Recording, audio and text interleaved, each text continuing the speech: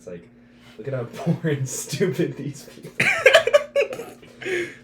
It's a fucked up category of television. You know, it's funny, but it's like faked too. It's like they're not poor anymore. And Honey Boo Boo. Okay, well that's a whole other thing. It's all the same category to me. It's, well, I just mean, like, to what degree are, like, the Tiger King.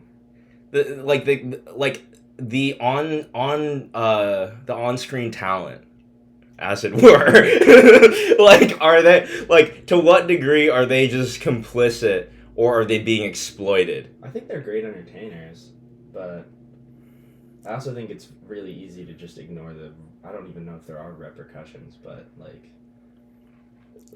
if you're making, like, a fucking bag, like, it's really easy to be like, who cares how this, like, paints, like, I don't know, people similar to me. Yeah, I mean...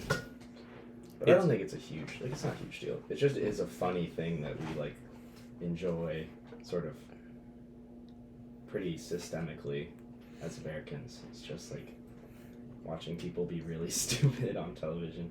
I mean, it's like Dr. Phil's been around for so long. Yeah. A reality TV show is something that I'm not really capable of getting into. I've never watched one. I want to watch the one that Cyprian's on. Cyprian's on a dating show. Cyprian's on a dating show? Yeah, bro. That's, It's called Love Always, and it's about, like, this... It's, like, all influencers. It's about this bisexual girl. And it's just like it's like The Bachelorette, kind of. You just eliminate someone every week. That's Apparently funny. He did pretty well. That's really fucking funny. Yeah. I mean... Is that good for him? I don't know. I mean, he made, like, $35,000 or something off of it. I don't remember. But, like... So good for him, I would say. I would certainly take $35,000 to, like, pretend to want to date someone on TV for 10 weeks. You know what I mean? I would also be partial to that. Yeah. I don't think I could do it, though. I really don't. I really don't think I could do it. That's the thing about being, like... I guess I'm being recorded right now, but, like, whenever I have friends who, like, make short films, and the job I'm doing right now at Stanford also, like, involves, like, video content that we're supposed to be making, and audio content as well. And, like, every time I get in front of, like, a recording, I just immediately start laughing. About, like, nothing. About, like, the nature of my being. I'm like, God, I'm such a fucking silly entity.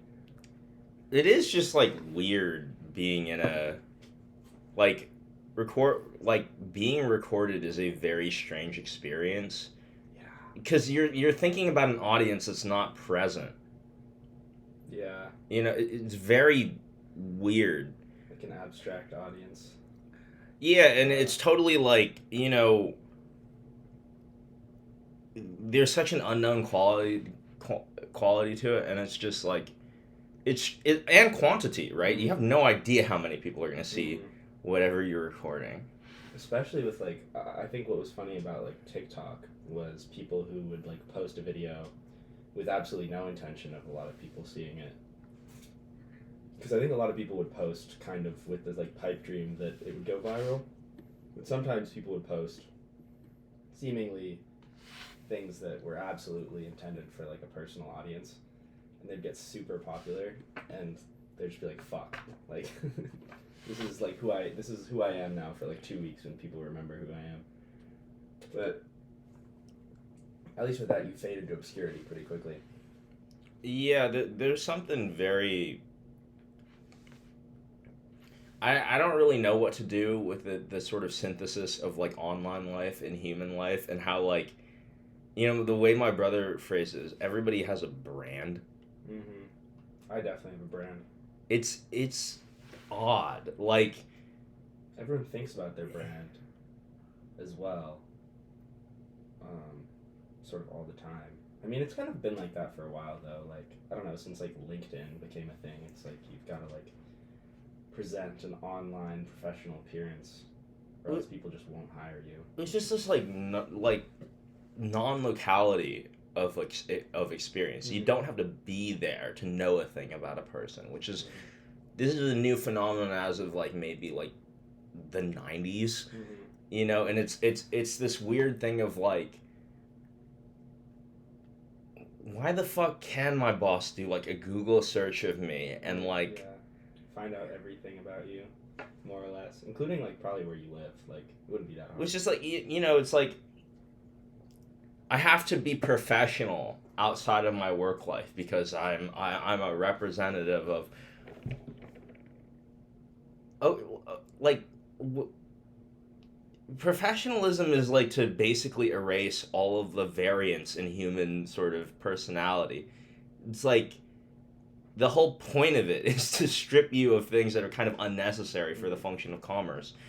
And it's just like this odd, it's like fucking cancerous. That's There's why like this I hate LinkedIn. That's why I hate LinkedIn, because I despise it. Because it's like, it's just another like little step towards like the panopticon. It's like you have to have this profile now where you're talking consistently about like your professional life so that like people can look at you and ignore your resume.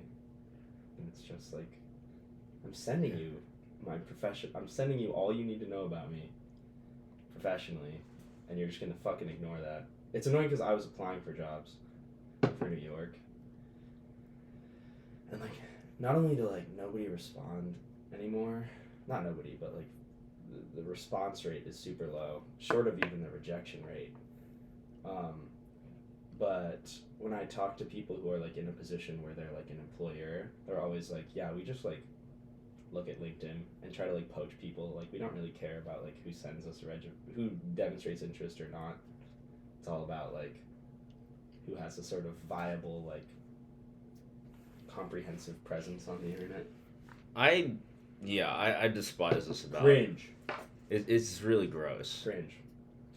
The funniest thing for me about the brand, the notion of the brand, is like day in the life content creators recording like little snippets of their life, and the first snippet is always them getting out of bed, and it's always they have to get up, set up the camera, Yeah, no, I've thought about get it. back into bed, and then pretend to wake up, and like you don't think about it unless you like actually think about it. Like you're sort of like, oh, they're waking up, but it's not that. In fact, it's perverse a little bit. No, I tried to I wanted to do like the whole vlogging thing or whatever. It's fun. It seems fun. But what I realized very quickly is that these scenes are not natural. They're so odd. Like you have to like think of what you're going to say before you say it so as not to stumble. You have to frame your shot, frame yourself in the shot, you know, have something to cue why you would. It's just, it's so weird. It's like so fucking strange. Yeah. I feel like when I see content creators in public, like, it's really disturbing to me. Like when they like put up like their like tripod and then like sort of do whatever They're talking to a do. stick. Or like they do like a dance in front of like a landmark. Ugh. It's just like, you're a jester. You look like a jester right now. You look like a sort of internet clown. Isn't that their function though? Isn't that Yeah, exactly like, what they are? Literally, it's just so, it's, in the real world, it's so, like, undignified, I feel like.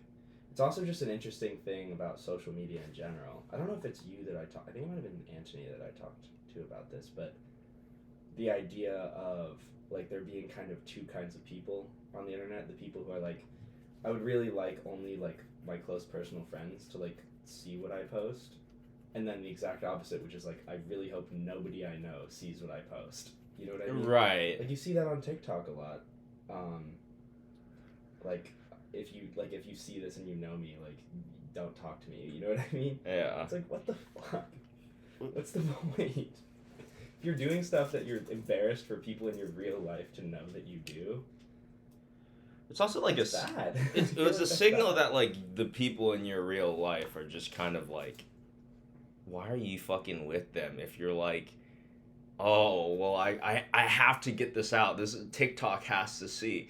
And you're like worried about them coming down on you for being like odd. Yeah. Yeah. I don't know.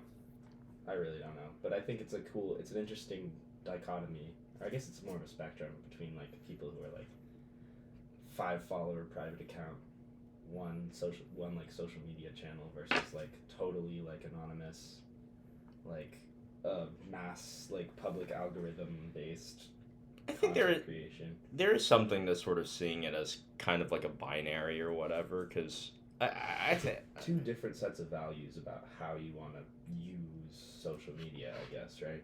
yeah, I mean it it's really just like it shows on some level that this meshing of our sort of image to the internet has not like aligned super properly with how we want to be seen in real life or whatever. And it's like, why is it a balance for everybody? Yeah. You know, it shows how inauthentic. I mean, not that real life can't be inauthentic, it mostly is, but like online, like there's just this whole cultivation thing to it. If you don't cultivate your image, you're like cringe, basically. I think, yeah, I wonder if authenticity has anything to do with it. You know what I mean? I feel like a lot of times we're maybe more, not a lot of times, but a sort of considerable amount of the time, people maybe are more genuine, like when they have anonymity on the internet, than like in real life. Which is sort of, I don't know, good and bad. You know, it's like two sides of the same coin of preference falsification, right? It's like, you know, either like let's take the two types of profiles, like, you know, only people I know can see me here, and only people I don't know can see me on here, right? It's like, you know, the people you do know, and like say they're sort of like they impose social pressures on like your opinions or something, where you're like, I don't necessarily agree with that, but I'm gonna just bite the bullet on this one and not say anything, because why am I just gonna get like impaled for nothing? Yeah. You know. And like that's one form of preference falsification, right? Where it's just like, you know, I'll discuss, you know, I'll just hold a different position just so that just to make things easier. You know, and then the other side of it is just like, you know, no one can see me here, so there's no social cost for me to, you know, say anything. And so they do, right? That's like the anonymity component. It's like why road rage, you can just be like unhinged as fuck. Yeah, because you're in like a big metal box that can move very far away from people very quickly. Right. Similar to a computer, kind of. A little bit. No, I really think it's a similar thing where you look at like Twitter, and you're like, why the fuck? You would never talk this way to a human in real life. You know what I mean? Like yeah. like it's that sort of thing of like, you know, some editorial writer like digs in, like a food critic or something digs in on a restaurant and a chef, and then they see them in person, like, and the chef's like, oh, I saw your review, dog. He's like, oh, you know, it's like, what the fuck do you mean? Oh, you fucking wrote it. Like, yeah, I think like regardless of whether or not you're like more authentic online or not, you definitely should just like be able to stand by like everything that you have done, both online and in person. Like, I feel like that's a good metric for what you ought to be doing publicly or not, is whether or not you're willing to like stand by your actions, or whether or not it was just like, I don't know, fucking idiocy, like random impulsive like ignorance of consequences. But we all sort of know how this thing goes. Like, we've all seen the people just like erase their fucking timeline, and everybody just forgets at some point, right? And it's just like, we're never gonna forget that we have that power, right? Yeah. Well, I think that like, if you ask most people about, like, their internet footprint, right, they would tell you that it's, like, very hard to get rid of it. But they don't actually, like, comprehend that. You know what I mean? I think people will say that and then still consider their sort of internet presence to be very insular and, like, very in their control, which I think is strange. And I think happens a lot, where, like, people will say kind of a generally, like, assertive position, such as, like, oh, you know, the internet's a place where, like, your information and your data gets kind of stored forever and tossed around and sold, and you have really no control over it, and then just sort of act as though that isn't true. Well, I mean, I think it's very common that you see that with basically any political issue, which is that the sort of chant is, it doesn't tell you anything about implementation. It does give you sort of like positive social currency to sort of make the utterance, right? Yeah, you know, to say the sort of informed position. Say the words. Yeah. Say the words, Eli. No, dude. You know, fucking dumb. And I think like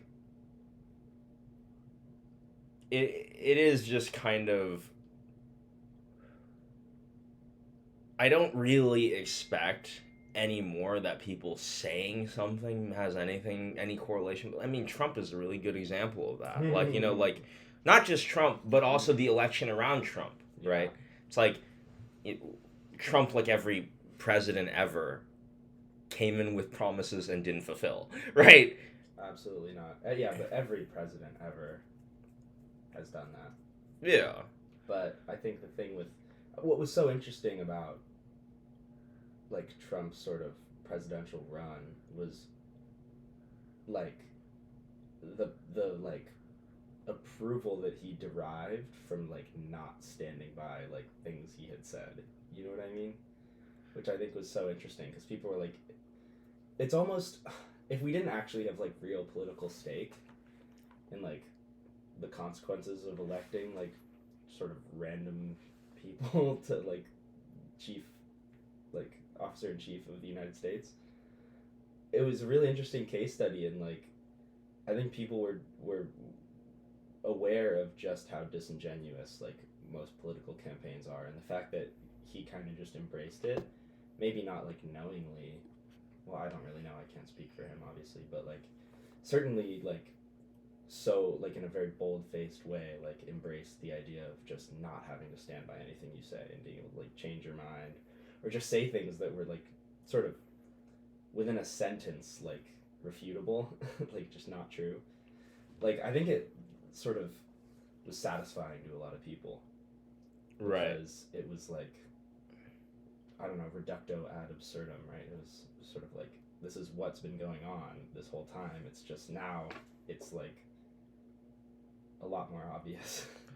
Yeah, well, I mean, like, I'd even go further and say that he was sort of aware of what he was doing, and that it was a sort of conscious part of his campaign. It's like I'm getting this from Chappelle, but he had that whole bit where he's going on Saturday Night Live, right? And it's like Hillary. He's talking about, like,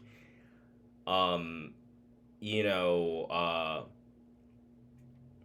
Trump is calling out Hillary Clinton for just sort of using, like, tax havens, basically, right? Yeah. And she's all like, these don't exist or whatever. And it's like, I know they, and he goes, I know they exist. I know because I used them. I play by the rules you made.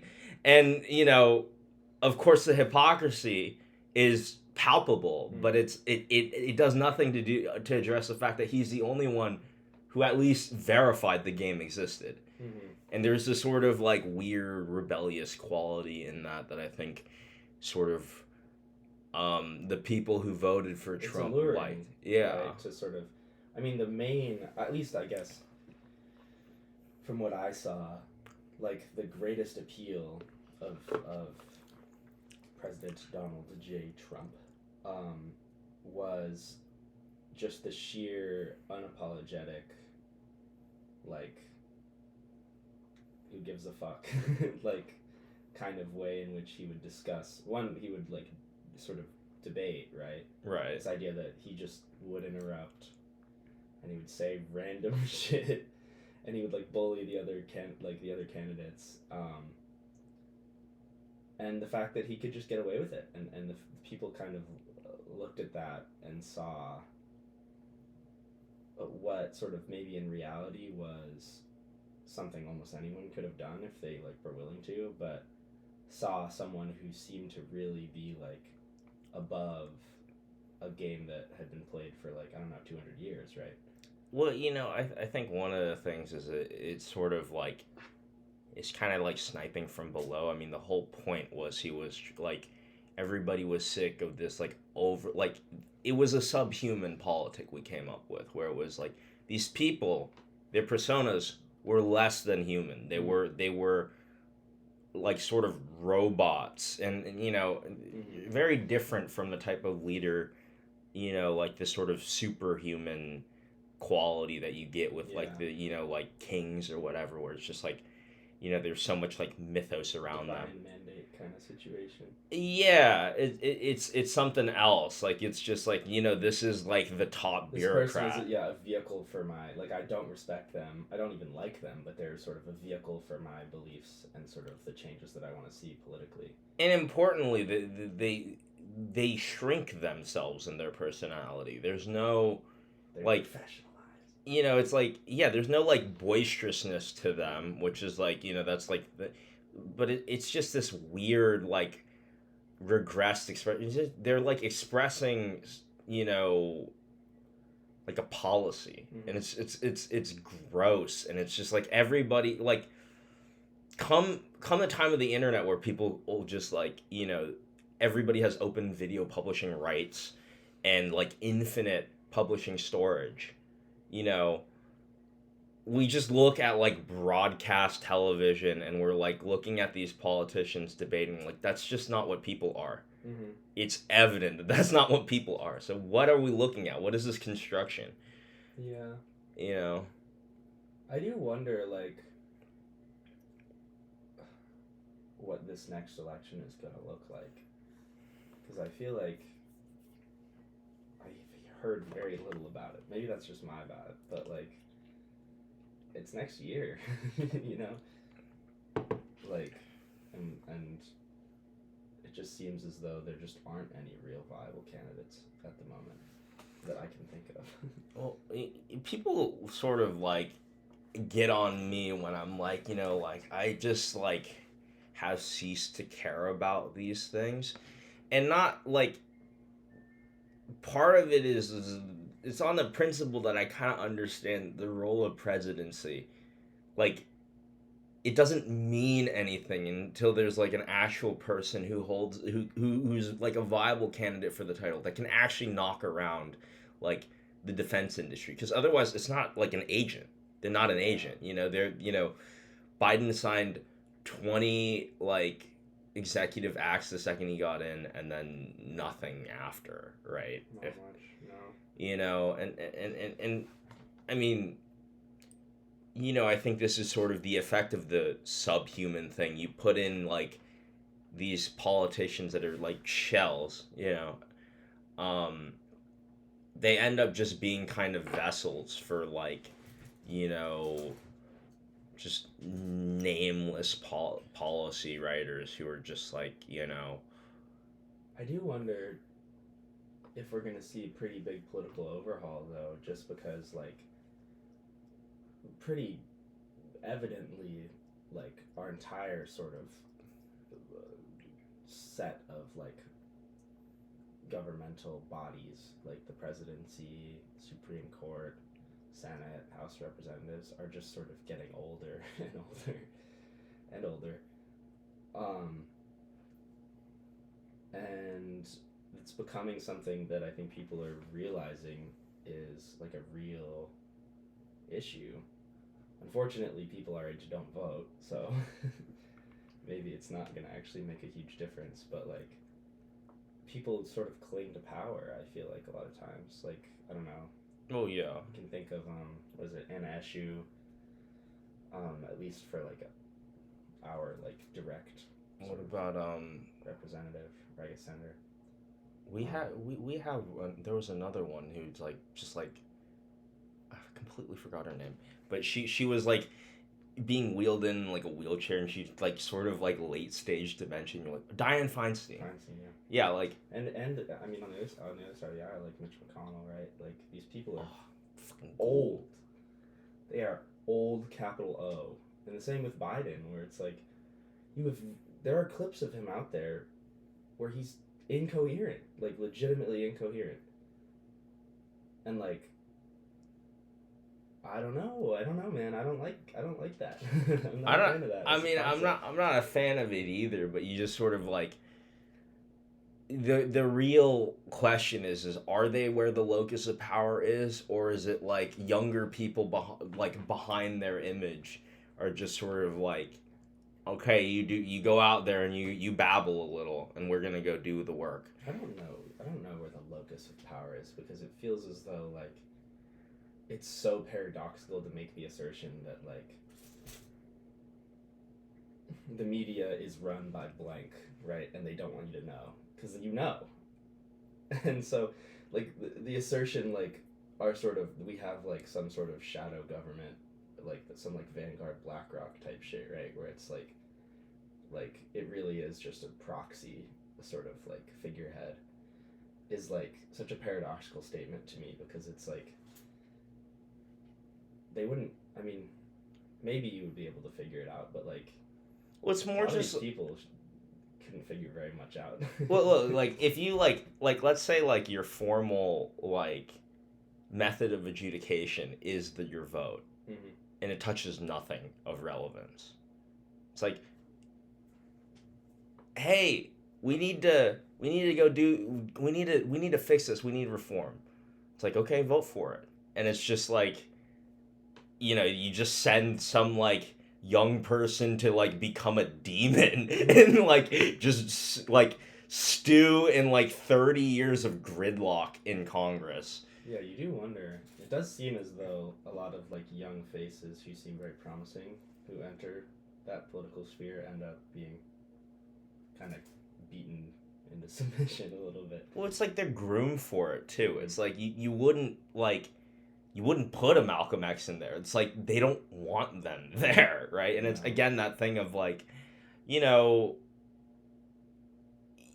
can say there's no sort of like inside politic that we don't have access to, but it's like, it's like who decides who gets airtime based, like who, like with the DNC, it's like a third party on paper is viable. In practice, you're not getting airtime. And that just will matter, right? And it's just it's odd. Like if your own party's trying to burn you. Yeah, what do you really do about that? I feel like also it's I don't know. I don't think it's a new thing to just like make up random shit about people. Oh God, but no. I feel like with the advent, I wonder what the advent of like more and more realistic like deep fakes, like sort of voice emulation, all that kind of stuff. Like I wonder what that's actually gonna do, because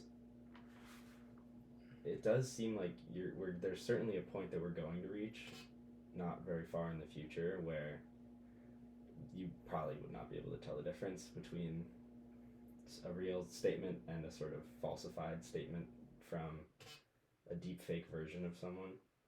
Well, it's like there's also like just that element of like you can't even discern what's true with humans. Yeah. It's like if it has our grammar, it has the ability to fuck us up. Like I would just love to see though like political campaigns centering around just like making like AI versions of politicians say like weird shit. They're just like flooding the internet with it. I think that'd be funny. It's happened. I mean, it's like it's precedented, I guess, right? You just spread rumors about your opposition. There's one thing I'm thinking of in particular that I just do not recall, but it was like shout out like Operation Mockingbird. Damn. I was thinking like the Bernie fucking Facebook photos. Damn. Russiagate. Yeah.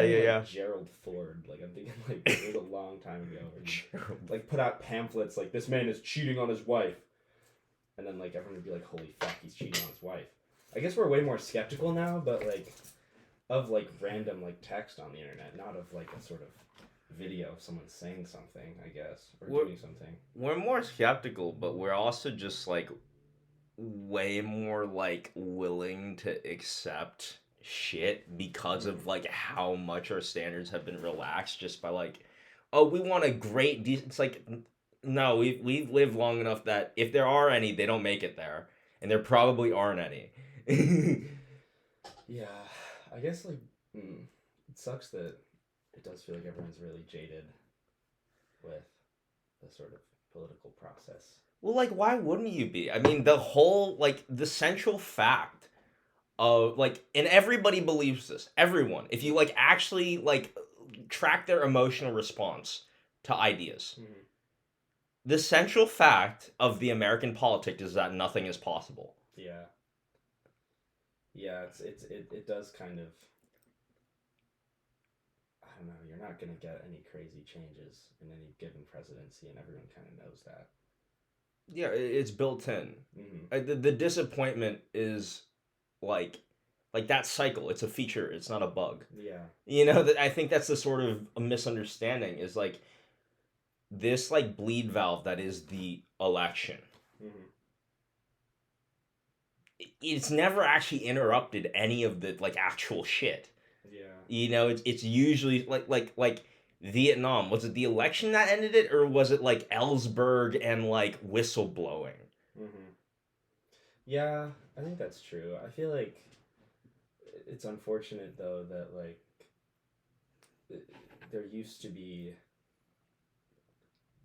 at least some expectation that a new president would bring about some sort of change, but I think that people have figured out people in sort of the system of checks and balances and I don't know fucking uh, lobbying and it's not gerrymandering, it's the other thing, it's not gerrymandering, filibustering, like a lot of sort of it's like a lot more gamey now, I feel like, than it used to be in regards to like you genuinely can like short of like people disagreeing, getting like gridlock through disagreement, like you can just game like you can single-handedly like pop the tires of like any given like thing that you would like any sort of political movement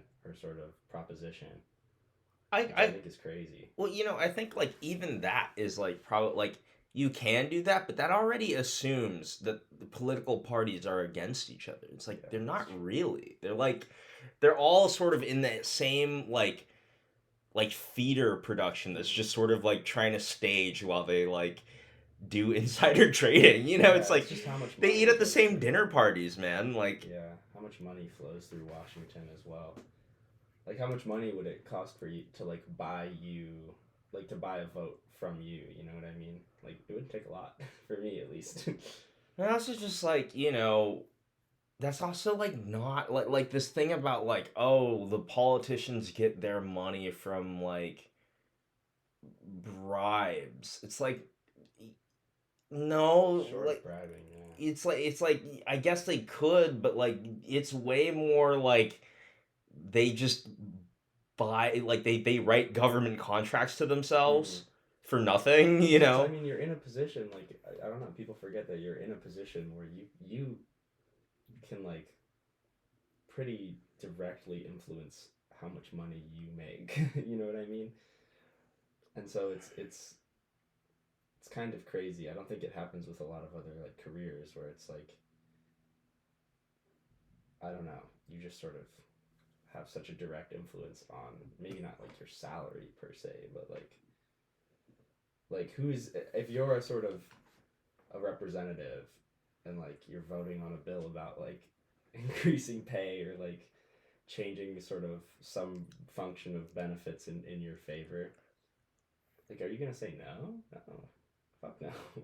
Well, also just like there's also just this weird idea that like it's not weird. It's just like what you were told, but it's wrong. Which is the whole thing of like our representatives. They think really hard about these policies and Mm. they choose which one they think was certain. No, dude, they don't write they don't read it. If you have you looked at the policies They're they so bloated. it's like 500 pages discussing like zoning for schools, Mm. and you're just like there is no, and it's like first thing on the docket for Tuesday, and you're And like oh my god, you get like a TLDR of it basically, right? Where it's like this will do this probably, yeah, and it'll be some like hidden in some and then yeah, subclause like addendum 54 part B. mm, You'll see like oh it does the opposite thing, yeah, you know. exactly, exactly. What was that? Oh god, there was something recently where was this even in the U.S. where someone received a bill and like there's some unique like uh, sort of rule in whatever area this was where you can like delete certain like excerpts from a bill and then approve it. And so like with this, oh man, I definitely should remember this better. But I guess the general idea was like there was some wording about a proposition that would take effect in a certain year. And basically he just deleted like part of a sentence and made the year like super far in the future. Like he just sort of got rid of part of what the clause or what the sort of proposition was. Just put it into the future. Just like postponed it. Well, it's just like it's stories like this that are like like I'm not gonna like try to interpret this like it actually has rules. Like Mm. there's a rule where you can edit a thing and it does and the thing it says is not the thing it means Mm. anymore. Okay, we're not playing law It's anymore. terrible. This is dumb. Like no, it's rigged. I don't give a shit. You're not gonna like make me vote on policies like it wasn't gonna be just like somehow contorted in the end anyways. Yeah.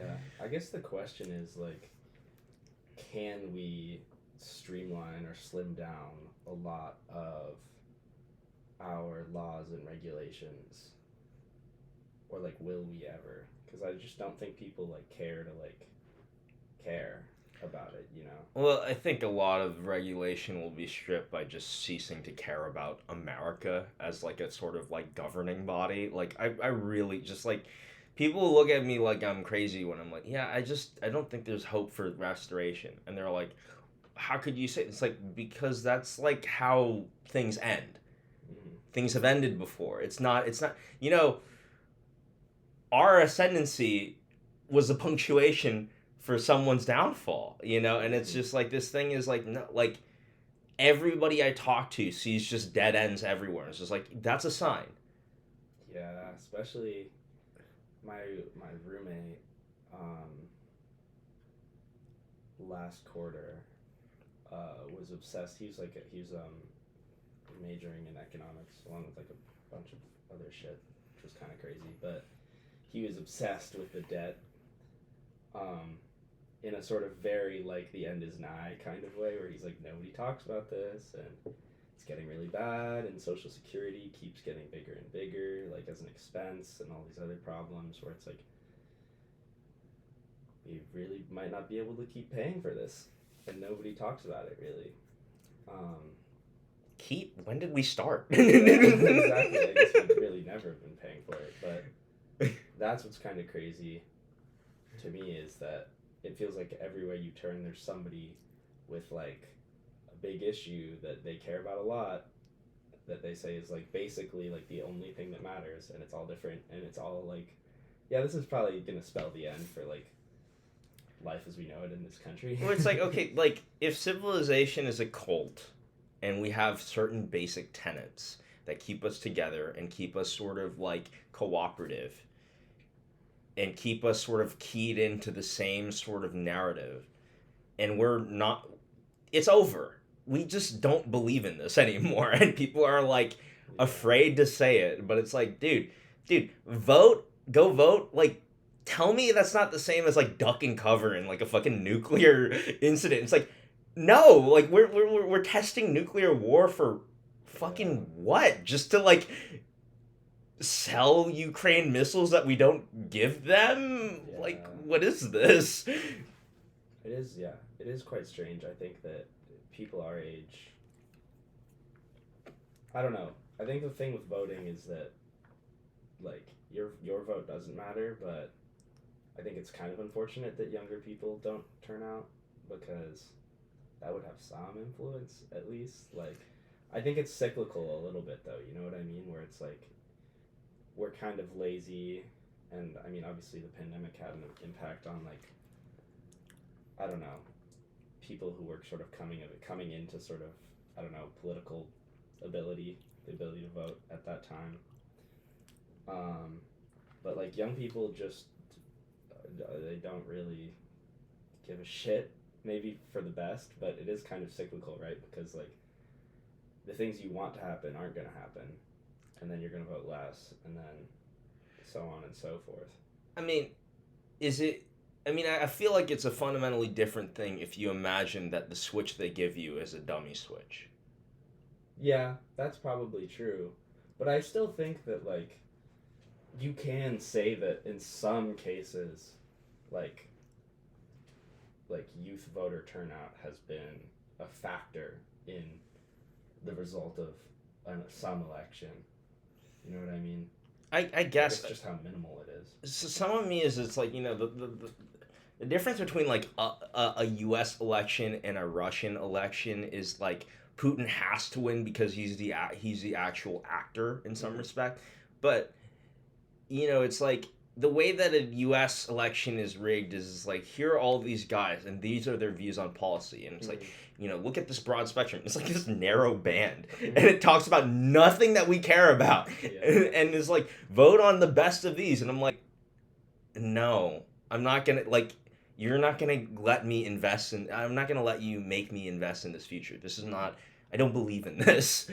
This is fake. I feel like what's more important is sort of state governments at this point because I don't know. I think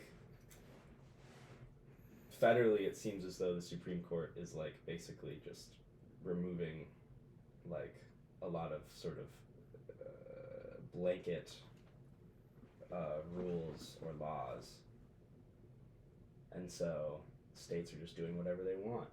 They're just doing whatever they want. And so I think that's more important. I don't know. I think local government's still important, but it does feel strange, like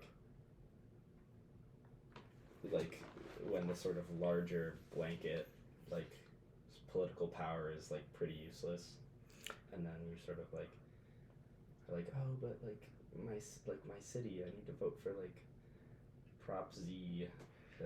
But I think that's a good thing. Like, why the fuck do I care what's happening with Ron DeSantis in Florida? Like, it doesn't matter. Like, who the fuck cares? Like, Floridians care. And they have to care because it matters to them. What input am I gonna have? I've never seen Florida, Like... I don't know if Florida even exists, to be honest. But, I don't know. I think that's true. I think, obviously, like, I care about like the well-being of just like people to an extent, but it does feel strange sometimes the things that we choose to, or I guess the notion that there is no selfish kind of considerations when it comes to like considering the political landscape of like short of like the US, like the planet, right? I mean part of me is like I tend to think that like there's a sort of necessary function of selfishness, which it limits your action to where you're effective. It's like it's this thing of like we're gonna do a charity effort here because I'm not gonna go over the like stinky malaria place, and we're gonna send money through like these like weird channels and like like who knows like what official channels are in like Burkina Faso or something like and it's just like somewhere along the lines the fundings just get like lifted and like they get used to like buy arms for like some awful guerrilla group and it's like there is no check against any of this for like the way that like like the average sort of like wealthy American interfaces with like sort of like this volunteer work. Yeah, I think that I think volunteering is something that is great to do. I agree. But I think unfortunately charity I think has been well obviously there's minimal accountability right for sort of NGOs doing work in a place you've never seen. It's hard to like trust that entirely. I mean there are stories of it like going pretty wrong. I think there are things you can contribute to that like are pretty minimal cost for like a pretty solid impact. You know what I mean? Like mosquito nets kind of situations where it's like I don't know. I think that I would say that like your money isn't like getting poached necessarily in that respect. In a lot of cases, I think there are ways to verify that. At least I've been told that there are ways to verify that. But I think as Americans, we've been so put off like the notion of charity because it's sort of like often like it's a tax write-off, right? You know what I mean? Like we think of it like a way to get out of paying taxes, Right. and so I would also it's look. shitty. I mean, like about like the mosquito nets and whatever. Like I read that book. It was the MIT Development Economics. It was a poor economics. It was fuck I forgot her name. The French economist works at MIT, and I'm like, I'm reading this thing and what I realize is like these are all very like I can understand like the math that goes behind this. I can see like if you're sort of like a risk assessor and you're just like doing like an itemized analysis in a static place with no sort of like real deep abstract. It's just like they don't have this amenity and they need it, or it's not even an amenity and they need it, right? And that's true, but you look at like a place like South Sudan and you're like, they need nets. It's like they need a government, like It does feel like, I mean that's the problem with the sort of individual action, especially when it's sort of strictly monetary, right? Is that you're really not solving any systemic issue, like because the ideal would be that you can somehow contribute to a sort of society and economy that allows for like sort of leaps in like leap improvements in quality of life and like government accountability and things like that. But like there's just no actor that can really do anything about it, I think is what we've realized. Like the UN. Well, you also have to. The US. Don't. Part of it is you have to address the fact that again, like we do have egos, and in the part like part of the reason why you don't want it to be exogenous is because then you introduce a bunch of like exogenous sort of desires that are sort of not related. Yeah. Culturally, there's a big thing, but it's like it's one the thing of like transplants like.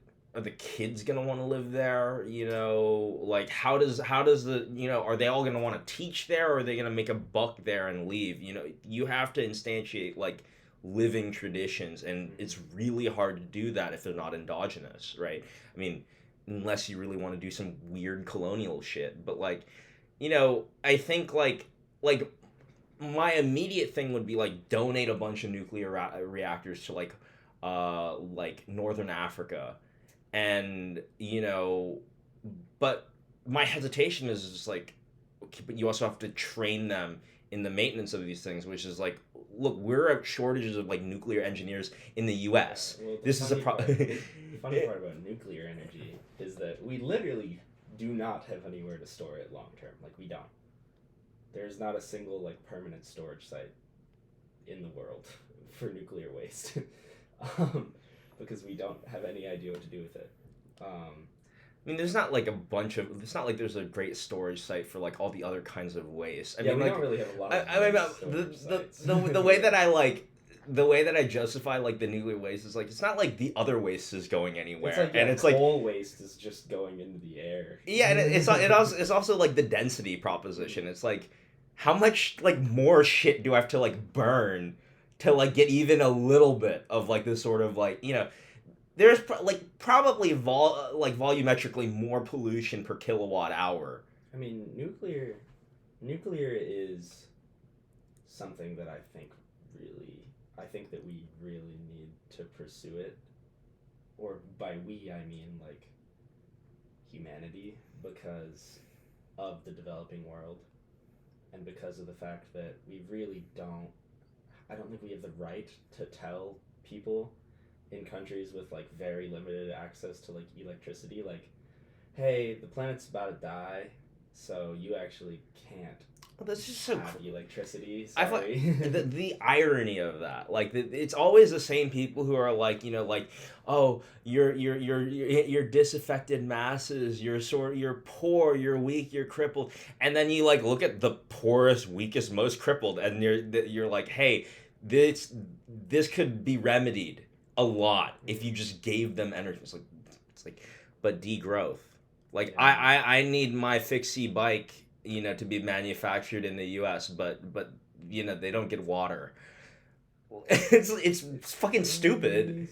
It's crazy. Especially because, like, especially U.S. citizens produce so much waste, especially, like, greenhouse gas, like, pollution waste, relative to, like, I guess per capita relative to, like, almost any other nation on the planet.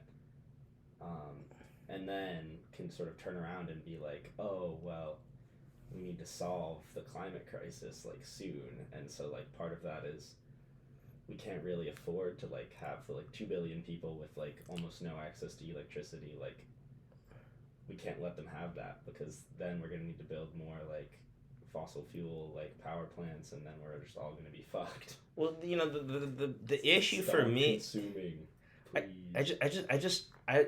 the bothersome thing for me is just like this carbon thing is like the dominant narrative in climate change. It's like you have as close to a silver bullet that the universe will ever offer you, Mm-hmm.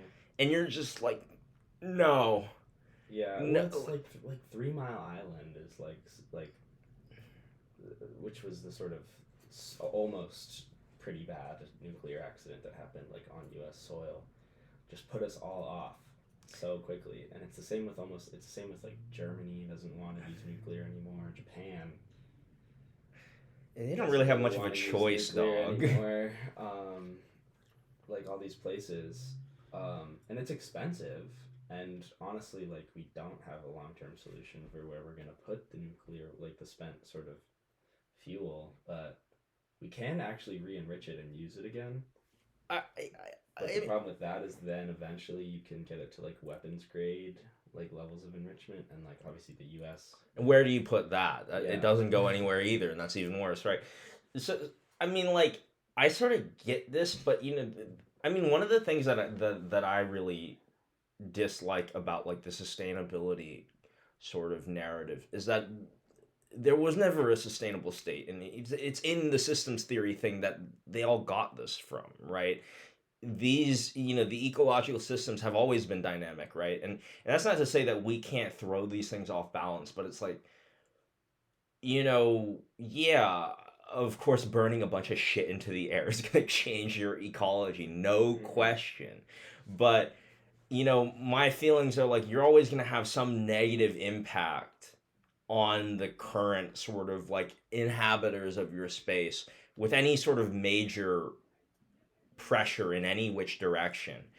I There is a sort of philosophical inconsistency with the idea of preserving or sort of contributing to, I don't know, I don't even know, like a pure natural world, like the idea of like the death of coral reefs or like loss of biodiversity, things like invasive species. Um, it's sort of an imposed human ethic onto the environment, where like obviously like I feel like I'm not like defending. I don't think that these things should happen, but it feels like sort of a very fundamental sort of like philosophy is missing there, right? Where like the world has been Like, we don't, like, sort of think of, like, a volcano as, like, an evil thing, right? It was everything was lava at one point. Like what the fuck? Like there's just like nature will be fine. I hate there's an egotism to this. Well, and a sort of not anthropocentrism, like a lack of perspective, right? Well, Because it's all projection, right? You not know. only is it projection, but it's sort of this notion that the world as we know it is something that has been constant for any sort of considerably long period of time, which is not true. It's a sort of symptom of our sort of cultural memory, right? Where we're like, oh no, like these animals that we fucked with are extinct now, and it's like it's kind of our fault. And again, like I don't really want animals to go extinct. I think that's bad. But like the world wasn't always the way that it is right now. In fact, it was hugely different, and things did go extinct and will go extinct. But I think people want to like essentially it's like people want stasis, right? They want to keep the planet how it was, like pre-industrial revolution. But the planet is never been static. You know what I mean? Also, That's what I everybody feel was about malnutritioned and worked in a coal mine. Like, why would you want to live there? it. Yeah, I don't know. I think that it's so interesting because you can say like quality of life has gotten better as a result of our use of fossil fuels and plastics and all these things that contribute to like pretty negative environmental consequences. But I think there are ways to reconcile. I think there are ways to reduce our waste like very, very considerably without like being like, oh well, we need to like roll back like medicine. And yeah, the funniest thing is like like you could like I don't know. Maybe the best like environmentally friendly thing you can do is just like bomb Amazon's data centers. Or like yeah, I don't know. Yeah. I mean, I think I'm waiting for WikiLeaks posted the locations of them. damn, I'm waiting for the solar flare to hit. That's what I'm waiting for, and just like delete like our entire like electrical grid. I do wonder how like singularity folks just like feel about that. Mm-hmm. How does that make you feel? Well, the funniest thing I learned, in this class I took on like sort of the energy space in the U.S. primarily, is about like so we have like three like principal grids. Mm-hmm. In the U.S. we've got like West, East, and then like Texas, and like in regards to connections between these grids, it's like in the orders of like 2 to 3 sort of like connection points. And so they can't really support each other very well at all. And that's part of what the problem ended up being with like that sort of period of like extreme cold in Texas is that they didn't really have the means to like power sort of as much as they needed to, and they didn't have the means to like draw power or a sufficient power from like neighboring grids. And I mean, there was like a sort of like weatherization problem. Like they it's just like their grid was not designed to function in those temperatures, right?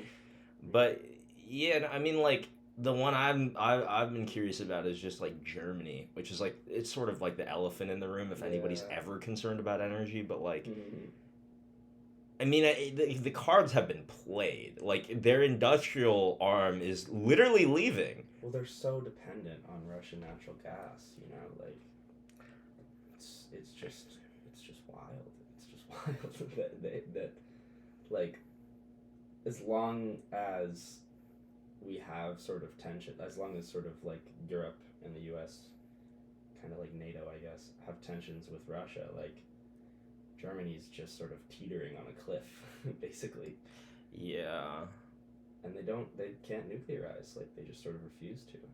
Well, which is so strange. I mean, this thing about like, yeah, we don't have a place to put the nuclear waste. Like, I think like one thing that bothers me is like just the second law of thermodynamics in this, where it's just like, yeah, it is gonna get you're gonna make your place uninhabitable if it's like the matter doesn't change in the system for some period of time. And like this is like almost certainly like the thing that like slows the clock on that the most, because you have so much energy at your disposal, right? It's important. I think we do have a lot of channels to like I guess move away from fossil fuels primarily, right? I think nuclear is a part of that. But we got to get away from lithium batteries. That's the biggest issue, right? Is that the more we rely on renewable energy, especially solar, the more fucked we are by the duck curve, right? The idea that like the periods of peak demand are the periods where solar energy is often the least prevalent, or like the sort of what we end up having is like an excess of energy during the day that we literally have to curtail, like we can't use it. Yeah. And then a sort of deficit during like the evening and early morning when like most like electricity is used, right? And so everyone's like, we need batteries, we need so many batteries, and we just don't really have enough lithium. Yeah, well, it's also like the other thing about it is lithium by definition is not sustainable. These things have a limited run cycle. Like there's only like what, like 1,000 cycles in a cell.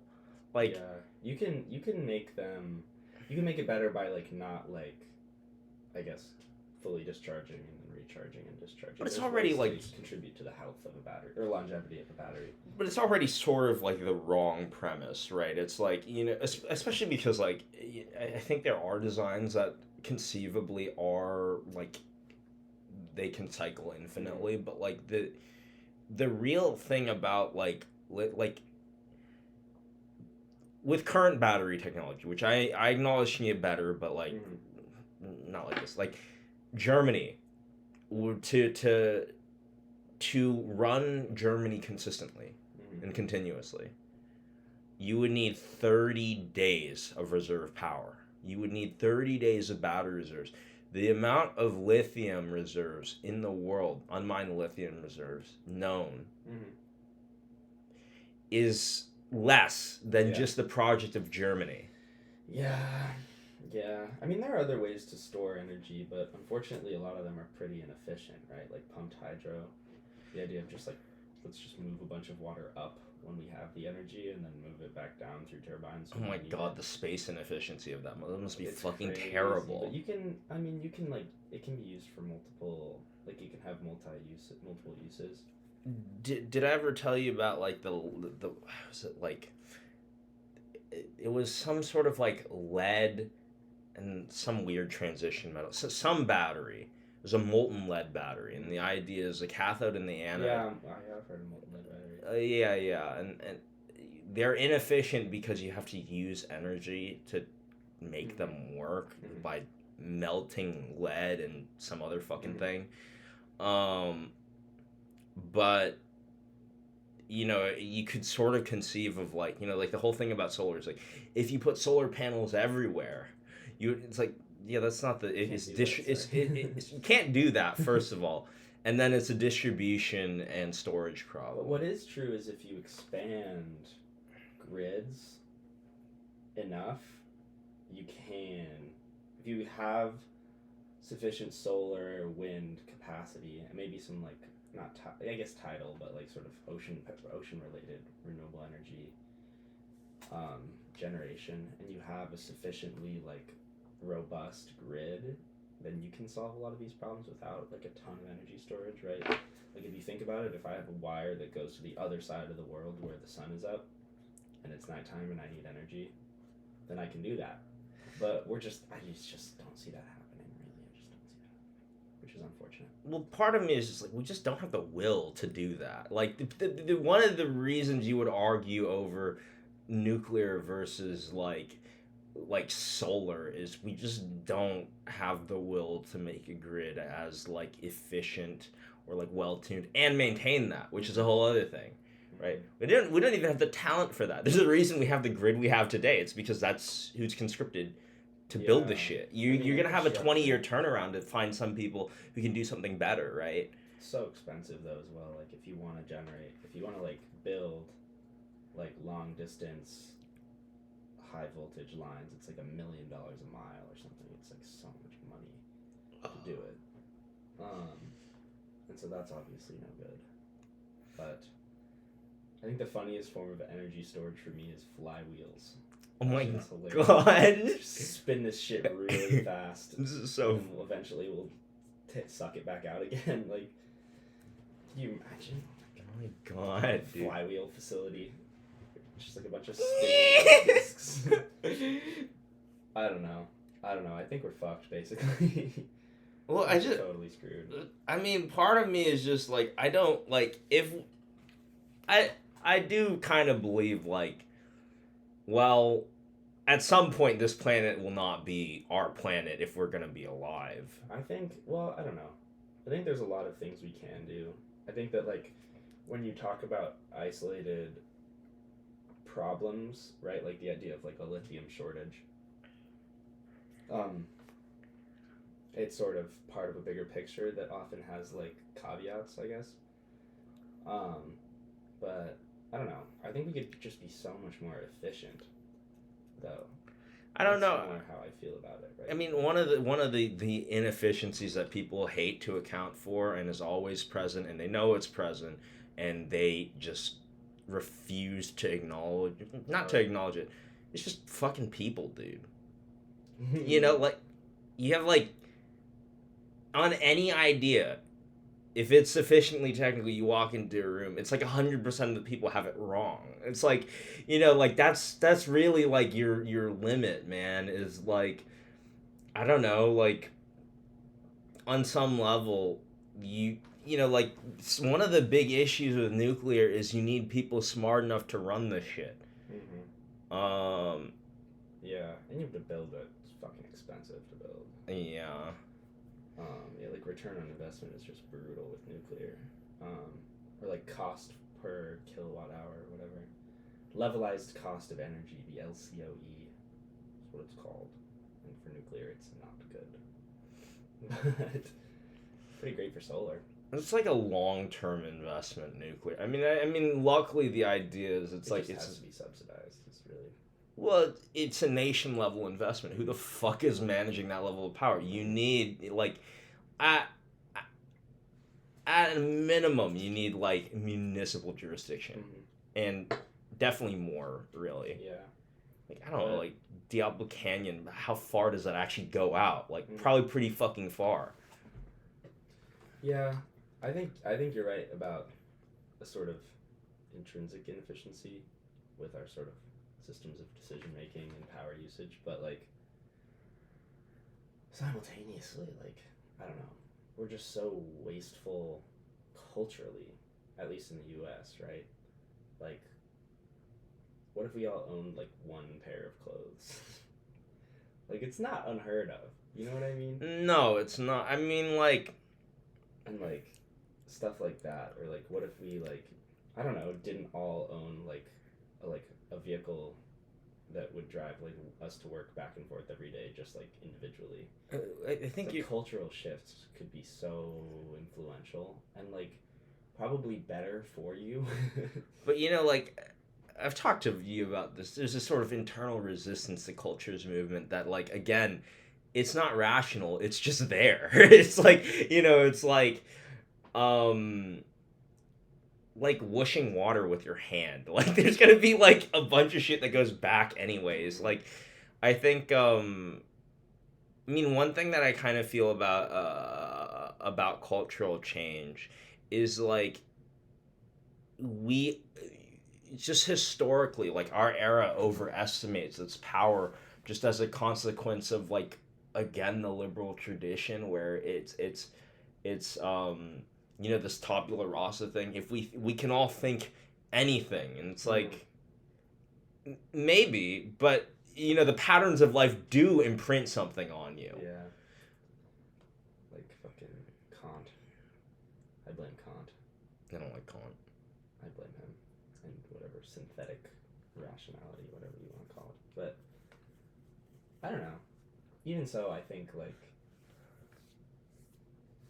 I just wondered like at what point, if at any point, there's gonna be like like some push for less consumption. You know what I mean? Like, are we gonna get sick of it at any point? Because I feel like as of now, we just sort of buy more and more and more. I think we have to address what it actually is, which is an addiction.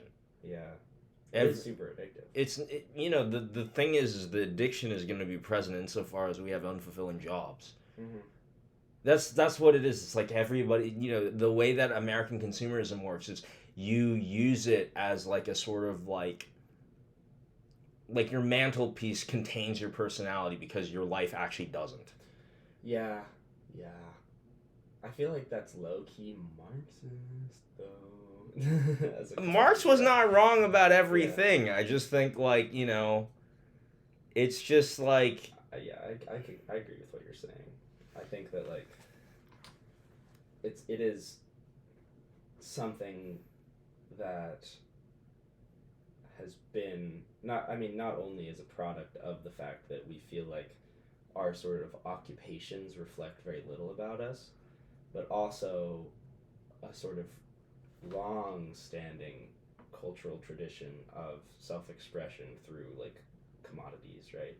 Yeah, and also houses, cars, all this stuff. It's so like deeply American to like express yourself through your purchases and through sort of your the how much sort of stuff you can amass. I mean, you also have like this sort of like equal and opposite reaction thing going on where it's like everybody who spends is there because someone wants to get rich off their spending, right? Mm-hmm. So like the other thing you have to address is like the weird like avarice status thing, and I think one way you do that is you instantiate a real aristocratic class, like this idea of like, oh yeah, I really care what like Gwyneth Paltrow thinks because she has some amount of money. It's like, this is dumb. Like we already like our money is fake. It's dumb. It's the acquisition of it is basically, it's not random, but it's pretty much random. It's like, yeah, it's certainly not as up to us as we would like. Which it's just stupid. Like, what is a day trader? Like just shut up. Like you're watching numbers go up and down. It's like, dude, no business has actually happened. You're just watching trading volume. We've talked about that. Like, the idea of being like just a middleman, where it's like all you do is move fake shit around all day. It's so fucking gross. You produce nothing. You contribute nothing. All you do is like you're a filter basically that like grabs a little bit of like fake currency that moves through you. You're the toll man on like a bridge that is going to fail. Yeah. Like it's just stupid. I hate it. And I think this is the thing is like our concept of like status is like what is your education and what is your net worth, and that is just like so fucking crude, and it's also endless. Mm-hmm. Well, I think another reason why we're so consumptive is because there's a degree of there's certain things that like if you're sort of not a member, I mean even like if you're just sort of anyone in the US, like you sort of have a limited access to sort of like I guess like existential like security. Like I don't know, it feels like in order to be truly like minimal or minimalist, or I guess like sort of somebody who consumes like almost nothing that they don't need, right? Like you have sort of the bare necessities. You have to sort of be willing to deal with a lot of not only like social stigma, but also like you have to reject this idea of like not commercialization, but sort of the idea of your life being, no matter what you buy or don't buy, like being represented by your purchases or lack thereof, right? Like I feel like people who are like minimalists now are still like super wasteful because it's still just a sort of like a social, it's like peacock feathers, it's a mode of presentation or self-expression still through your purchases, which I think is like a lens through which Americans view everything.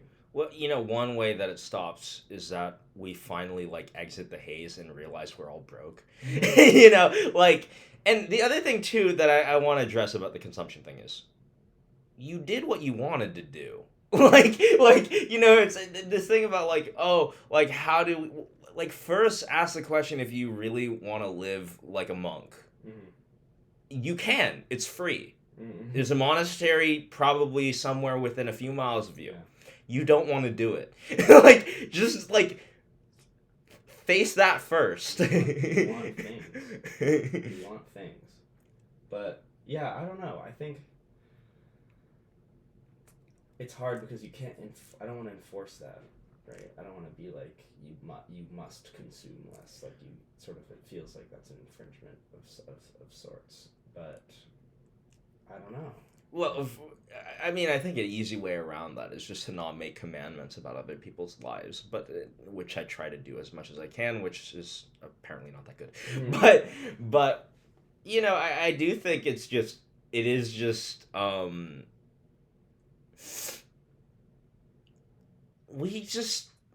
we know way too little about what our consumption should be to like even have a standard. Like first figure out what standard is demanded by the world. Mm-hmm. You know, and it's just it's weird shit. Like I think like you know I do kind of feel like consumer choices are way less important than like infrastructural decisions. Well, Like oh my god, yes. Like suburbs as a concept are so wasteful infrastructurally. Like, yeah, like let's just burn out, build out like paving roads, building power lines, building these single family houses deliberately away from the things they need. Yeah, deliberately far away from all the things that you actually like want, just because you don't really want to be around poor people. Like is so wasteful. I mean, like, I guess, what did I hear?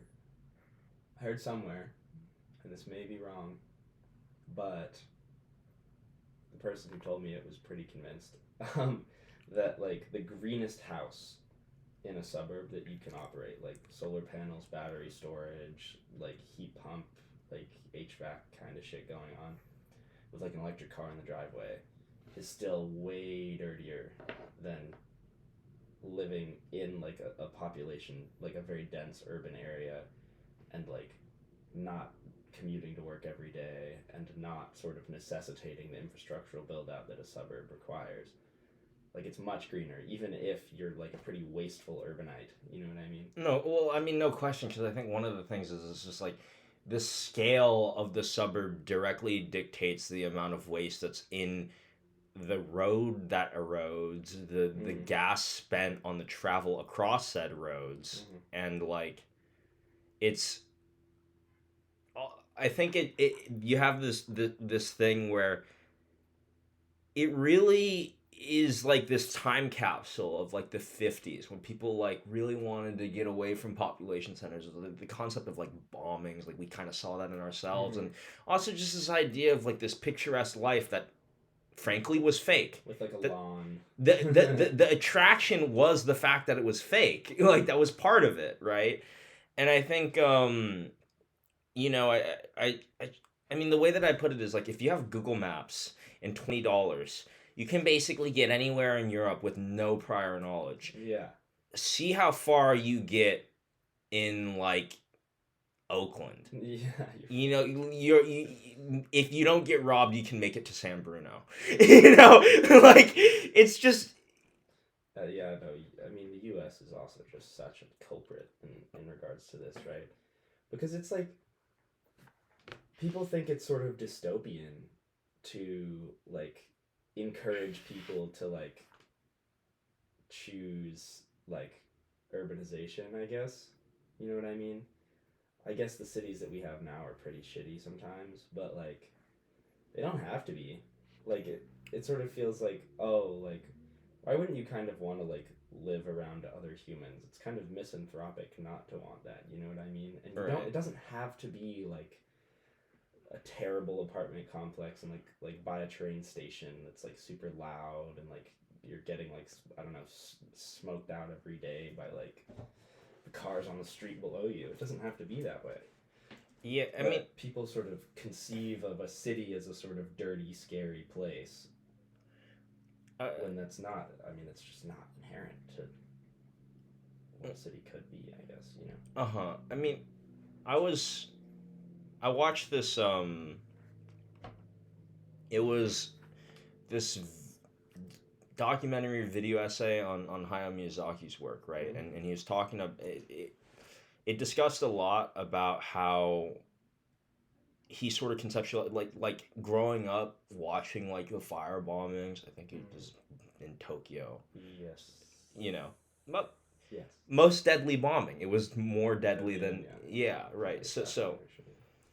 and you see like he has like all these concepts of like you know he has like you know these characters like the ancient warrior in Nausicaa or like you Oh know my God, yeah. you know The robots from Castle in the Sky. right and they're all humanoid Mm-hmm. and you know it's interesting. It has like there is this sort of fake illusion to be drawn between Disney and Ghibli films, but at the core of Hayao Miyazaki's philosophy is just like you can read it in the book he wrote. He's like oh we're like truly irredeemable. We are it's in us. You know, it's like we always look at this thing and we put it away. We're like there this thing is violent. It's like no, it's an extension of you. That is your natural form. That is what you were. You know, it's like you're the apex predator, dog. What do you think you were?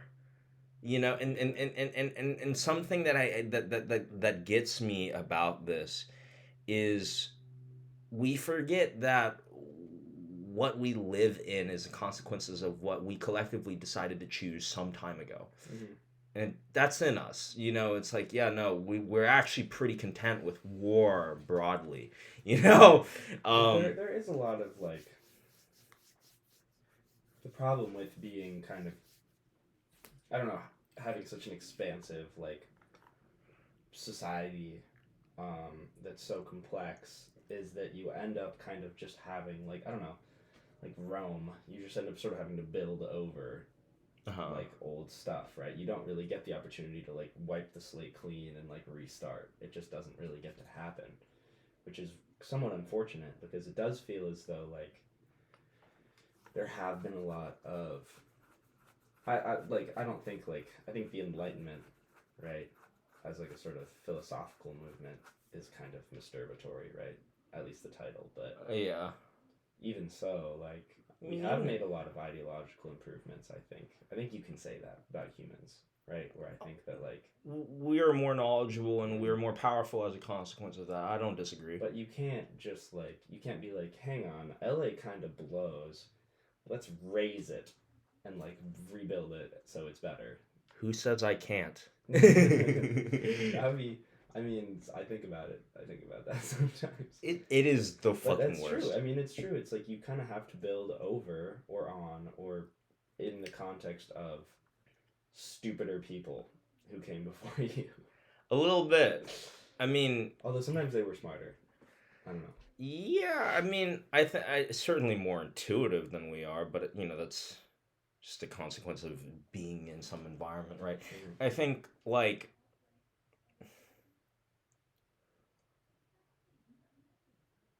it is just it's strange because there are these like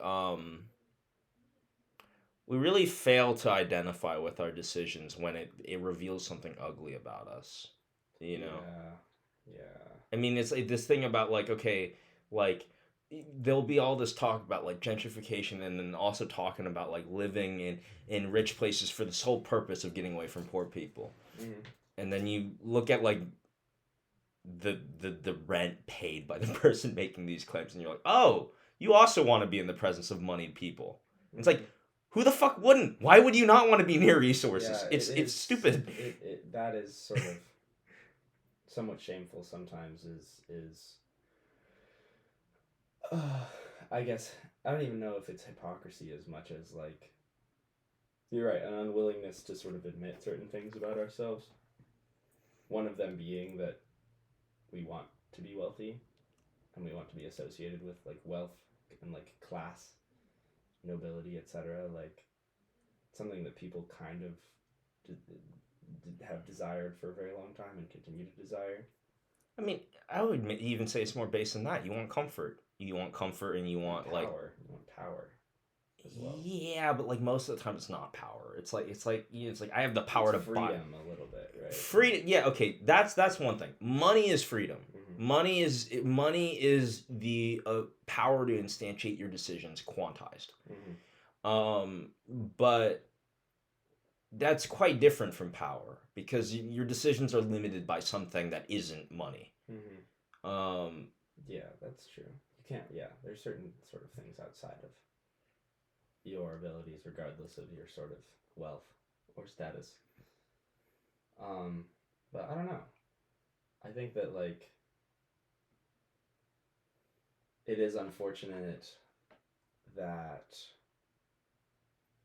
there are a lot of people who are wealthy and advocate for certain systems which would in some way redistribute wealth or otherwise like provide greater social safety nets that are pretty impotent when they do because of their wealth, and then simultaneously people who are not very wealthy who have bought into this notion of the American dream or sort of class mobility that is definitely much less true than it was like 50 years ago. Yeah, I mean, I want to like one of the things that class mobility is attached to is domestic production and sort of like resource sort of like allocation and just being able to or acquisition rather whether you like mined it or purchased it and sold it like whatever it is it's almost it's some form of like a mercantilist function like how much positive input do you have coming in or how much like what's your net on your country like that's going to matter a fuck ton much more than like your tax policy because if the whole thing is shrinking everyone's going to feel worse right and I think one of the sort of feelings I have too about like redistribution is like to redistribute you actually have to instantiate a hierarchy you have to make a bureaucracy that actually has the power to acquire the money and right and these can make I'm not going to deny these make really robust social safety nets I do think they're kind of funded on like overseas like accounting fraud but that's neither here nor there and not their fault but it's certainly unfortunate that we end up offsetting a lot of our like quality of life improvements to other sort of producing nations in that like if we were like totally insular, right? If we were like you can only buy American made goods under sort of American labor laws, there'd be people who are so fucked because without a sort of the affordability of production that nations that are quite poor and have quite minimal sort of labor laws and restrictions sort of afford us, like we wouldn't have. I mean, we would be so screwed.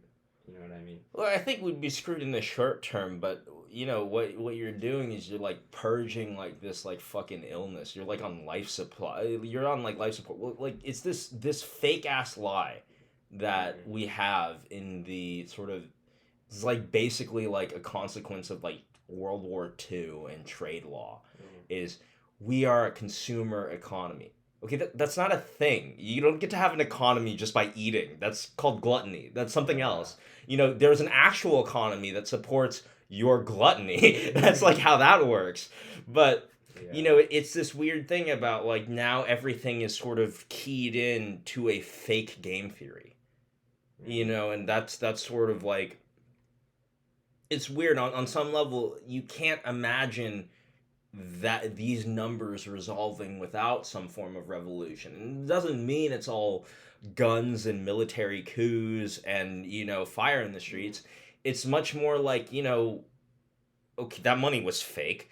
And these numbers are fake, and this leaderboard is fake. Like, what are we playing now? And it's Yeah. like, certainly, you can't just, like, that can't all happen, and you look at the game board and you're like, yeah, let's continue. It's like, no, we gotta kind of go back. We gotta figure out what the fuck we're starting from.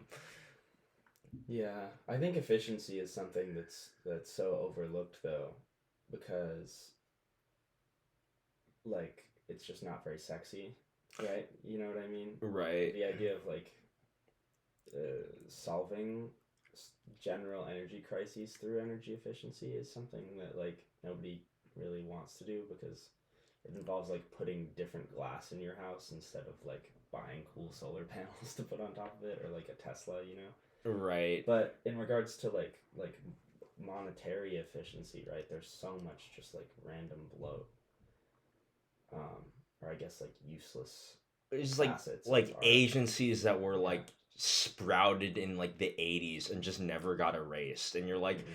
you have like three people on. What do you do? What do you do? What does your staff do? And it's just people forgot they existed. Like that's Yeah, especially with like healthcare, right? The idea that like it's just so like hugely inefficient because it doesn't communicate amongst itself very effectively, and it's like you've got to hire so many administrators and bureaucrats, and you've got to like pay doctors so much money because malpractice insurance is so expensive and because education in the US is so expensive, and now we have a shortage, and it's just like part of me wants to ask: is the inefficiency the point of that system, though? Right? Like it's like fake hiring, right? mm, Like, you look at the graph of like doctors to administrators, and you just like at the 70s, like doctors just like flat and administrators takes off like a motherfucker, right? yeah, And it's like, exactly. that's when we just like started having fiat money. And Mm-hmm. my like thing about that is like, it's just like, where did you put all the comms majors? I feel like that's like really what answers that question, Yeah, dude. Ah, marketing. That's where we put them all. Marketing is the funniest and also most infuriating like part of my everyday life. You ever hear the Bill Hicks bit about No. marketing? The shtick is he's like, he starts out and he goes like, okay, like, is anyone here a marketer perchance? You know, I'm just speaking, off top. This isn't a bit. Mm. This is just me just being genuine. I'm just saying how I feel. Kill yourself. Yeah, dude. Find a gun, put it to your head, get a noose, get a rickety stool, go in your pill cabinet. Do all three. It's like It's just such a fucking kill your useless position. and then he goes, and then it's like, and I know what you're thinking. Oh, he's going for that anti-marketing dollar. And he's like, no, this is a real thing. This isn't for fucking money. This is like, I really fucking hate you. It's like, oh, he's going at that righteous indignation dollar. He's like, stop putting a fucking dollar But sign it on still everything you feels see. like fake money, right? Or no, not it feels like fake money. It's still like it's the same thing as what you're talking about with like sort of like the sort of a class of bureaucratic employee that really serves no purpose other than to like be employed. Um, like it's sort of the concept of like spending as much as like for a Super Bowl ad, right, where it's like millions of dollars per second, and it's just like this cannot be something that like a functioning society needs. You know what I mean? Like this is so like extra and unnecessary, and often like pretty harmful. Like I guess intellectually. Sometimes I look at an ad or watch an ad and I imagine like the marketers like in like an office somewhere very high off the ground, like talking about like, oh, we need to like make the peanut twerk so that they'll buy like our peanuts. It's like, what the fuck? No, I have that thought a lot, which is like I have it more for watching like stupid YouTube content or whatever. But like that's also monetized, and I'm like, it's the same thing of like you're looking at this and you're like a collective of people had to gather money to produce this. They had to say, I think the world needs this, and I'm going to spend like a week of my like actual effort and time. I could spend this with my kids. I'm I'm gonna make the peanut twerk. Yes. Exactly. It's just gross. That's what it is. It's just gross to me. Well, like one thing that I've sort of thought of, like, this like whole like ad apocalypse thing, like the whole like, social dilemma. Everybody's being driven by the algorithms. Like, okay, if we're broke, which we are nationwide, all of this will sort of go away as there's like. The question for me is, what is effective marketing and what isn't, right? Because I personally, and this might be wrong, because it might be like, I might be like, I don't know, subliminally influenced, but like, very rarely have I watched an ad and been like, wow, I feel any different about this product. Like, it's like you're aware of it, I guess. You're aware that the product exists, but if it's like Lay's, like Coca-Cola, it's like I know what Coke is. Yeah, no, I have felt that some about like the bigger, like what. It's just reminding, you might as well basically put like, we exist. Hey, don't forget, we exist. Look at this Coke, looks so yummy, right? But I've just never like, I haven't ever seen a Burger King ad and been like, fuck, dude. What, you're not moved by Ray Shremmer drinking lemonade? you that doesn't move you? It's just like, it's like, what? It's so confusing to me because it's like, does this have an effect that they can measure? Can you even measure the effect of like what an ad does for someone? Like a mass produced or like a mass disseminated ad? Like, are you like, we put this ad out and then people started buying our product more? No, it's probably people kept buying the product. Do they start buying it less when you stop advertising? I don't know. I guess I just don't. You also just can't isolate like, oh, when we put out this ad, things purchases went up. It's like it might just be because like, I don't know, they needed shelf stable food and there's like a fucking drought there or some shit. Like, I don't know. I think it's just, I just don't understand why we're we put so much money into advertising. And, like, because we don't do real work and we need something to look like work. That can't be it. But like, seriously, like what do we do other than like have a like modicum of like an oil export? Yeah, bro. Like, I mean, it's like, I guess it is sort of, it's like a sort of a version of cultural like media production, right? Yeah. It's like we do make a lot of money off of just entertainment. Is an ad a form of entertainment? Yes, but like, I don't know. Like, I don't pay to watch ads. I pay to not watch ads. You know what I mean? Yeah. I mean, I just am so confused by it because I really feel like it has no effect on me.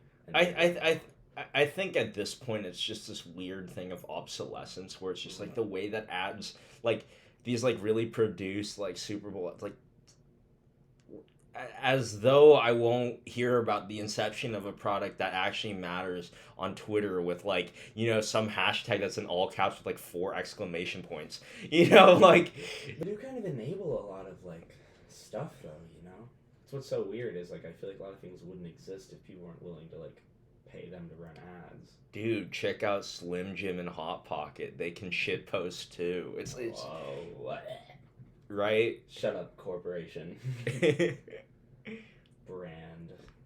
That shit was, we need to bully every like corporate like social media account off the internet immediately.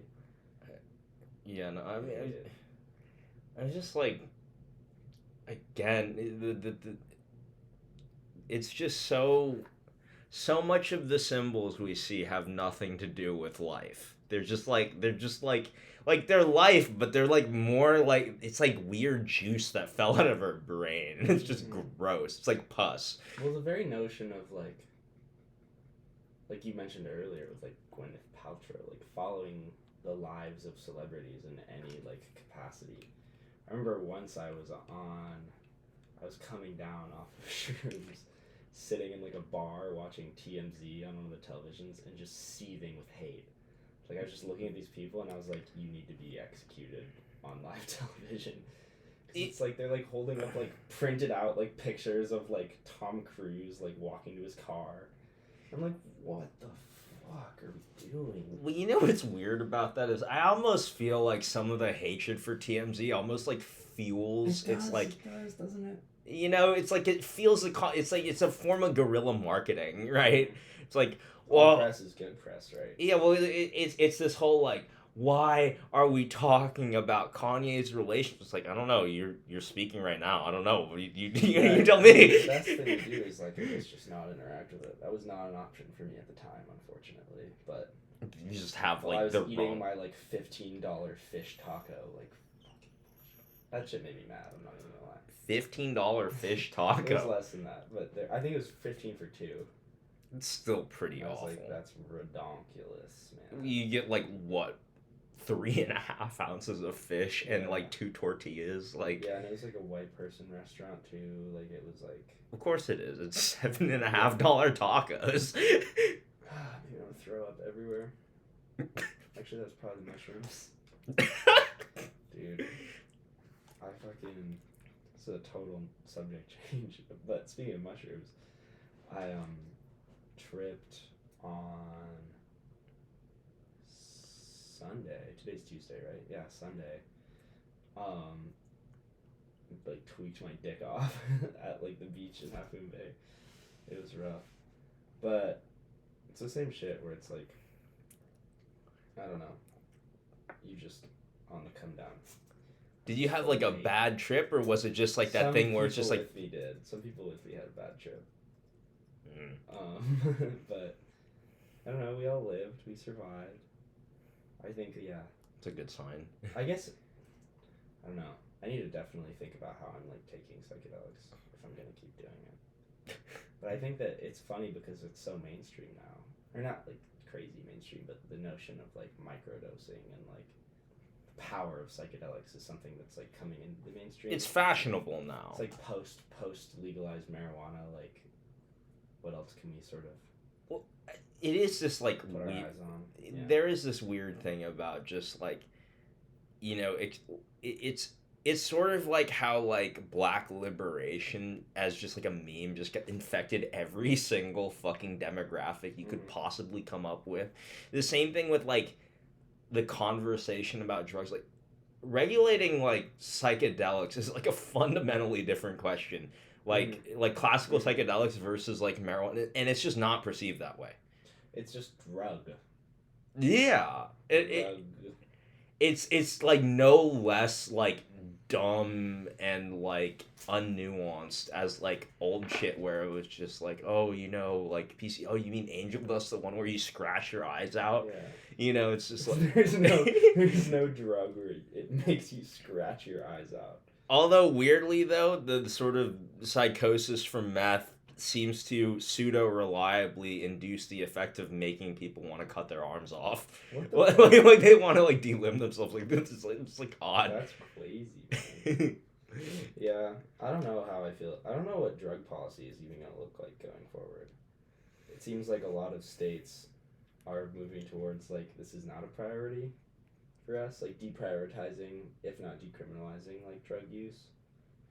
I just think, you know, like, just needs to be coupled with like some form of rehabilitation that actually is like impactful in any way, or else I don't know. Yeah. Maybe just housing, to be honest, would probably be really helpful. I mean, like definitely the housing thing is the best thing you can do. It's like, you know, like I'm gonna put you in rehab, which may or may not work. Like, yeah. What?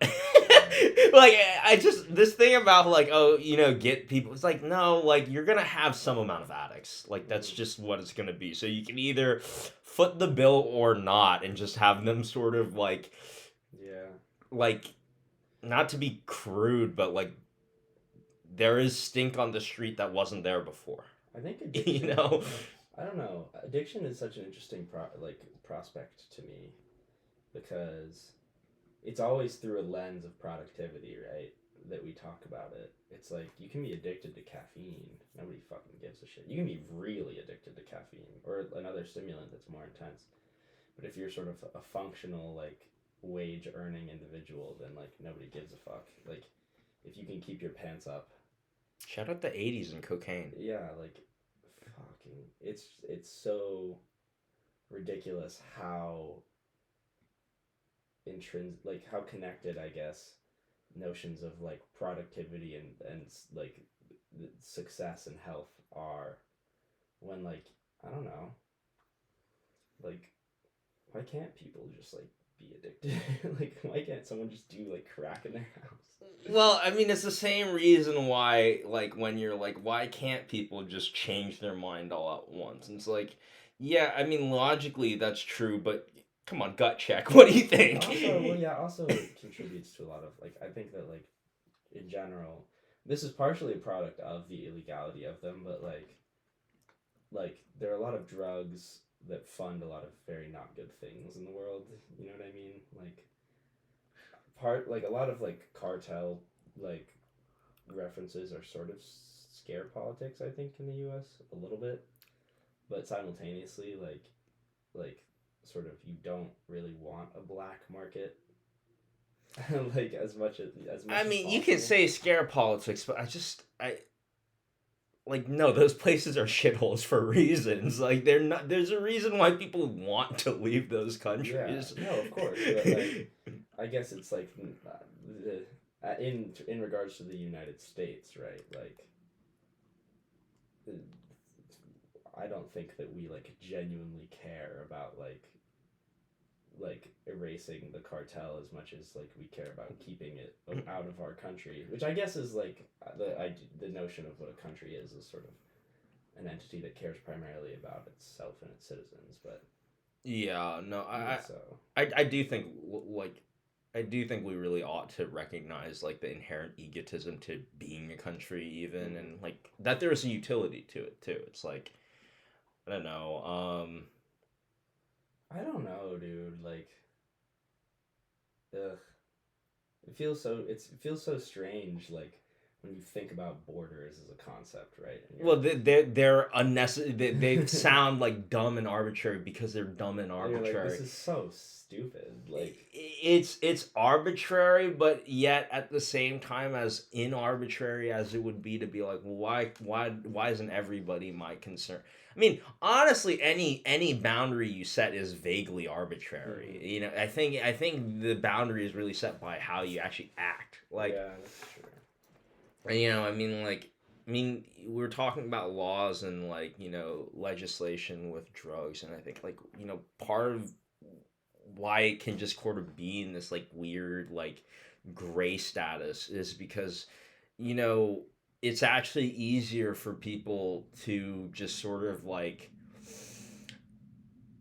not enforce rather than to like fight the fight of like actually getting these things legalized. Mm-hmm. Not that I don't think that will happen, but it's like, It's definitely a lot easier to deprioritize it, right? yeah, well, this thing about like getting like even the concept of getting caught up for weed today in California is just like, it's fake. It like doesn't happen. What's so unfortunate about that is that we still like have people who are alive and in prison for that. Yeah, that's insane. It's fucking crazy. I don't. Well, no, I do understand. They're slave labor. Yep. I was like, yeah, no. Again, you gotta analyze these like they're evil people. Like, it's like, why are you doing this evil thing? It's bad. It's like, yeah. Yeah, no, that's sort of. I think the number one thing that I feel the sort of, I guess what's unfortunate about like the sort of ACAB defund the police, is that there's such a real and true fundamental ideology there, and then you just have like the urge to be pithy, and then suddenly half the population thinks that you're like a sort of joke. You know what I mean? Yeah, I mean, even still, like I do sort of feel like, you can't have it both ways. Defund the police, and like people should not have guns, right? Because you have this like weird thing about like what I mean. The whole point of like Hobbes and the Leviathan is like, what is the mutual defense? And it's basically you have a bigger power than any one individual force, and they're just like, we're gonna keep the peace. I guess it relies. I guess the sort of the question, or the source of argumentation is around the idea of, is some amount of sort of crime or like interpersonal infringement always going to happen, Well, I or mean, not? Or is there a society in which you can basically just like I think there's a lot of crimes that are a result of socioeconomic status, right? sure.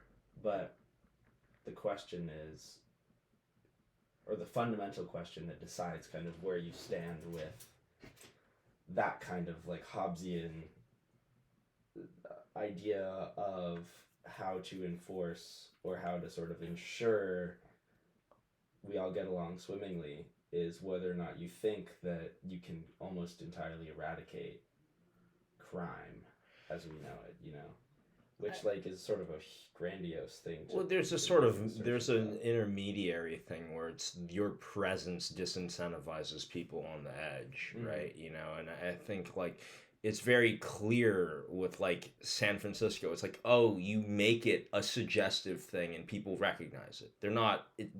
They will react to the fact that you are not enforcing anything. No, soft power is soft power is something that people tend to neglect when it comes to law enforcement.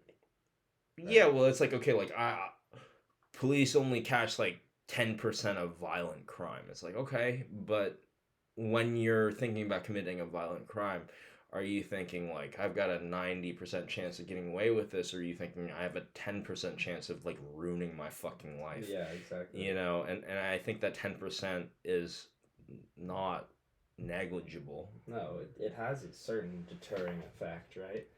But then again, the idea is like, you're deterring violent crime with this sort of this the risk, right? You're basically making it riskier to commit crimes.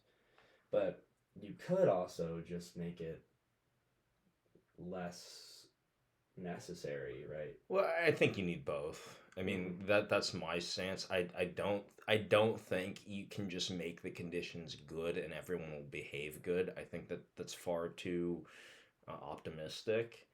And the other thing too is it's not the police is the function isn't just quote catching bad guys in like the police chase sense. It's also like, okay, we do need someone to be able to like arraign a person. Yeah, the police are just, I mean, they're just so impotent sometimes. They're impotent, and the other thing you have to recognize is like, no, the positive thing or the right thing to address is the fact that they're militarized, and it's you have this sort of like Afghanistan of the domestic territories where it's just like, we need to keep searching. We need to search, and we got to search, and we got to search. And it's like, not only are you like bad at finding these things, but like this is like well beyond what we care about. Preventative sort of measures of policing often end up like contributing to like, I mean, all these areas that are predominantly like black and brown that are over policed, right? Because of like some sort of allusion to like the statistical benefit of having people patrolling all the time. I also think it's kind of funny that it comes out of their fucking property tax.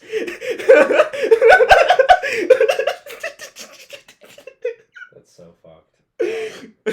Yeah, dude, and like, I don't know, you're right. I mean, the militarization of the United States like police force, not military. But like Is on some crazy. level, like It's crazy, dude. It's crazy. It's unnecessary and it's expensive, and it's just like hilarious how we're willing to spend so much on that and not willing to like say, hey, maybe you need longer than 6 months to learn how to become a police officer. well, I think this is the problem with all cops are bastard. It is the pithiness. It's the lack of nuance. It's like all cops. Well, no. Anybody just straight up no. Like that's just wrong. Like and you can sort of say that the profession is corrupt at this point. I would go that far. Yeah, But I would agree with the sort of reasoning, but then again, you sort of have to put forth these statements that alienate like a lot of people, right? it's just being dumber than you have to be. It's like why? What is the point of this? It's sort of weirdly patronizing as well. It's like, oh, we can't like say the laws in the United States and the way they're enforced are unjust, and as a result of that, anyone who has sworn under oath to enforce these laws is upholding an unjust system. Instead, you have to say all cops are bastards. Well, it's just a dumb thing. Most people can understand that first phrase. You know what I mean? It's this dumb thing about saying something like really charged and like there's some idea of like my opposition is more real the more annoying and fucking aggravating I am. It's like no, you're just a dick. Like shut up. And there's this pattern of saying something that is obviously sort of extreme and superlative and high and just like laden with just like this like one dimensionality where you're just like this is not how life works. No. And it's like I fit it in a rhyme. It's like that's not evidence that's count that tells me that you focused on something else. Yeah. And it's this thing about like we're gonna say something really charged and asinine and then we're gonna walk it back when people are like oh no, we didn't mean defund the police, what we really meant was shift fund. Then why'd you Then just say the like first time. But I do think it's true that like I think that the police as we know it in the United States especially are like,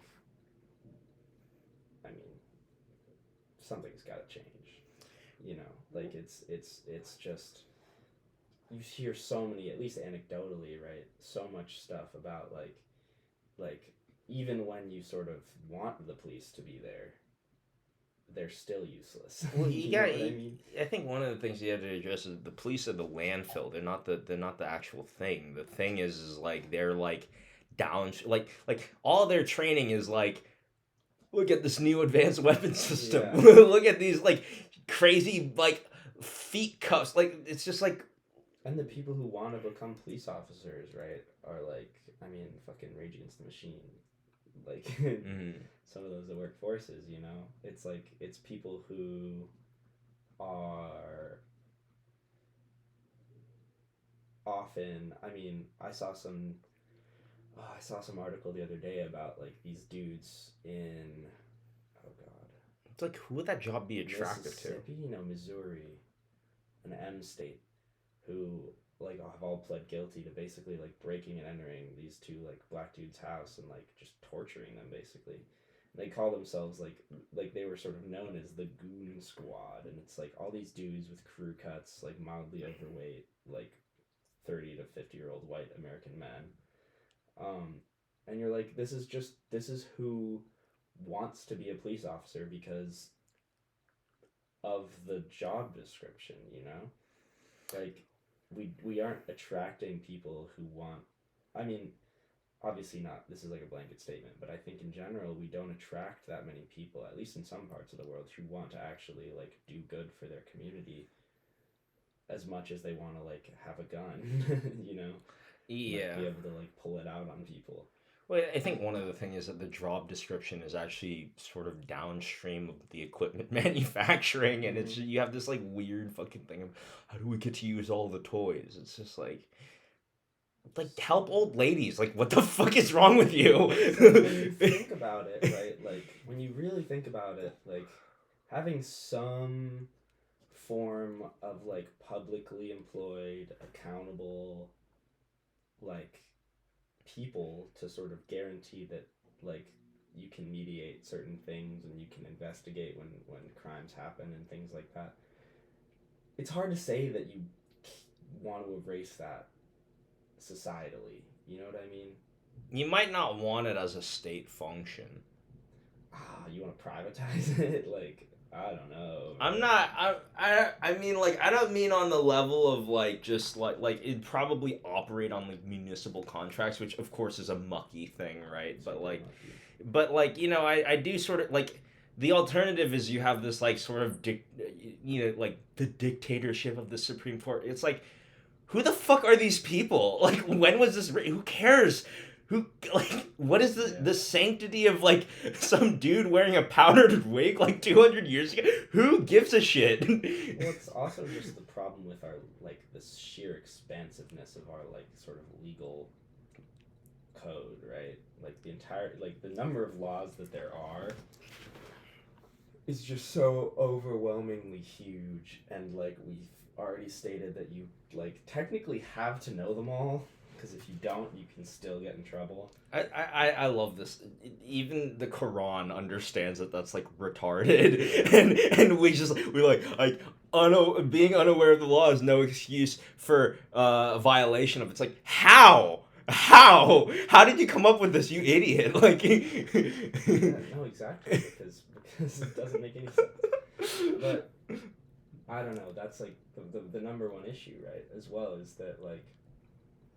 I mean, if you're an officer of the law, the odds that you know even like a sort of serviceable majority of laws, it's not super high.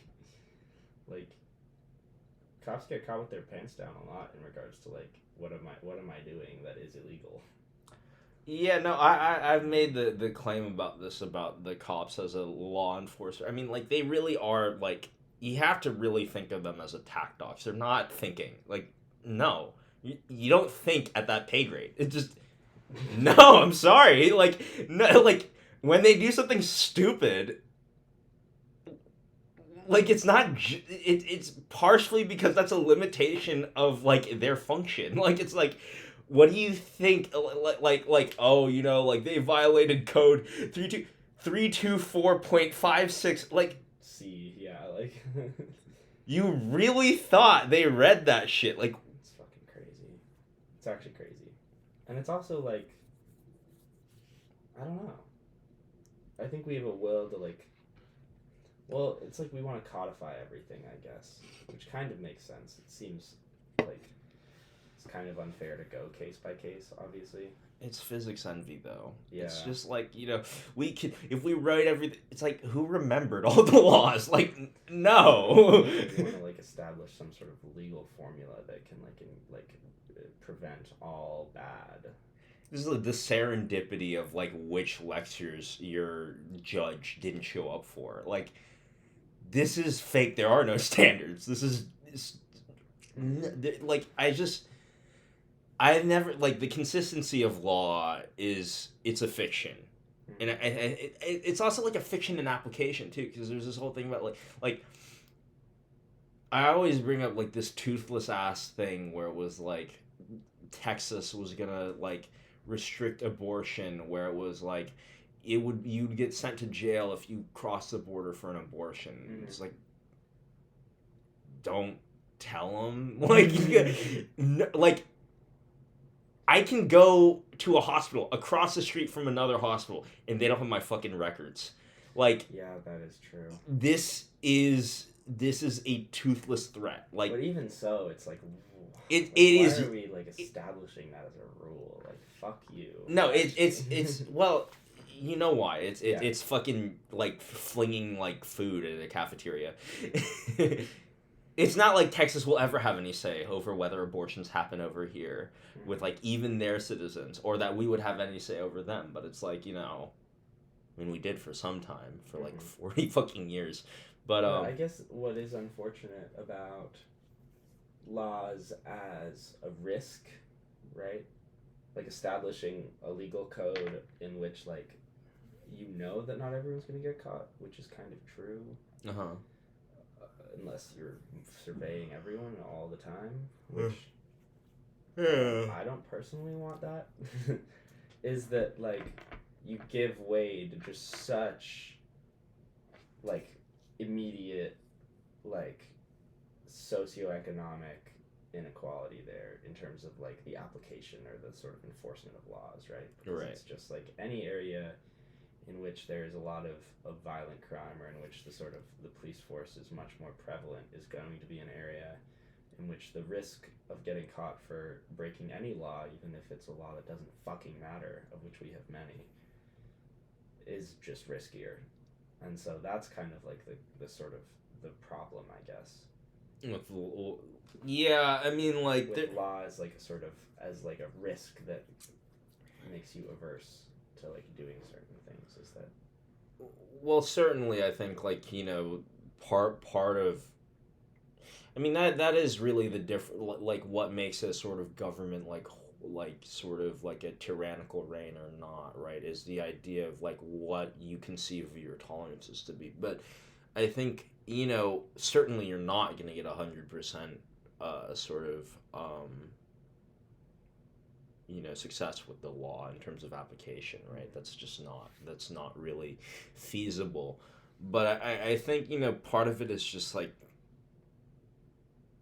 it is a weird thing because you can't quantify taste, but it's certainly a factor you can detect, right? And I think one of the things is just, I think a lot of this stuff is going to be moderated by taste much more than it is like some fucking paper someone wrote and then like passed in some sort of voting body. Like it's really gonna be more like a bunch of people like that was a fucked up outcome, and like that's how it works. So yeah.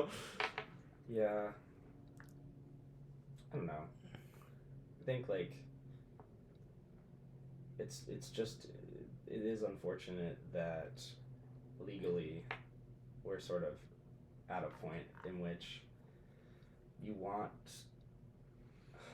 I don't know, like it feels like at least when I sort of observe or when I hear about like legal trials, it's always like there's just no way that it's taking us this long to decide the outcome, you know what I mean? Or like it's sort of the fact that how gamey it actually is to like be a lawyer and like be like, oh, like that's hearsay, so like even though like it's relevant evidence, like we can't use it. And then on the other end, like notions around like if you get evidence that's criminalizing but you get it sort of unconstitutionally, it's like, there are instances in which like oh well like if you sort of like find out that someone has been doing something like truly evil but it's sort of through unconstitutional means, like what do you do, right, about that? What do you do about that? yeah. Because again, like people are projected from like retrials, right, or the idea of like trying someone again for the Right. same crime given new information if there's sort of a decision that's already been arrived at. Well, I mean, I think that the whole reason we had these rules and procedures, I mean, what you're getting at is the idea is like we have standards. It's like, right, but those standards are arbitrary. What the fuck is that? And I think you're right. They are arbitrary, but in some sense, you do have to set some, like, the idea is like, if you go in with some terms that people agree on, ostensibly, which, I think social contract theory is weak on this, but sure, they comply, right? And then you can sort of go in and be like, this, I wasn't just fucked by the caprice of the judge. Yeah. But yeah, like I don't know. I think our conceptions about privacy are so intriguing to me now, especially in like regards to like criminal. Well, our culture hasn't crime. Caught up to our technology. Yeah, exactly. Because the number of times I like the notion like, oh, if you have nothing to hide, you have nothing to be afraid of is so strange to me. Also, who has nothing to hide? That's dumb. Not like who is this pure?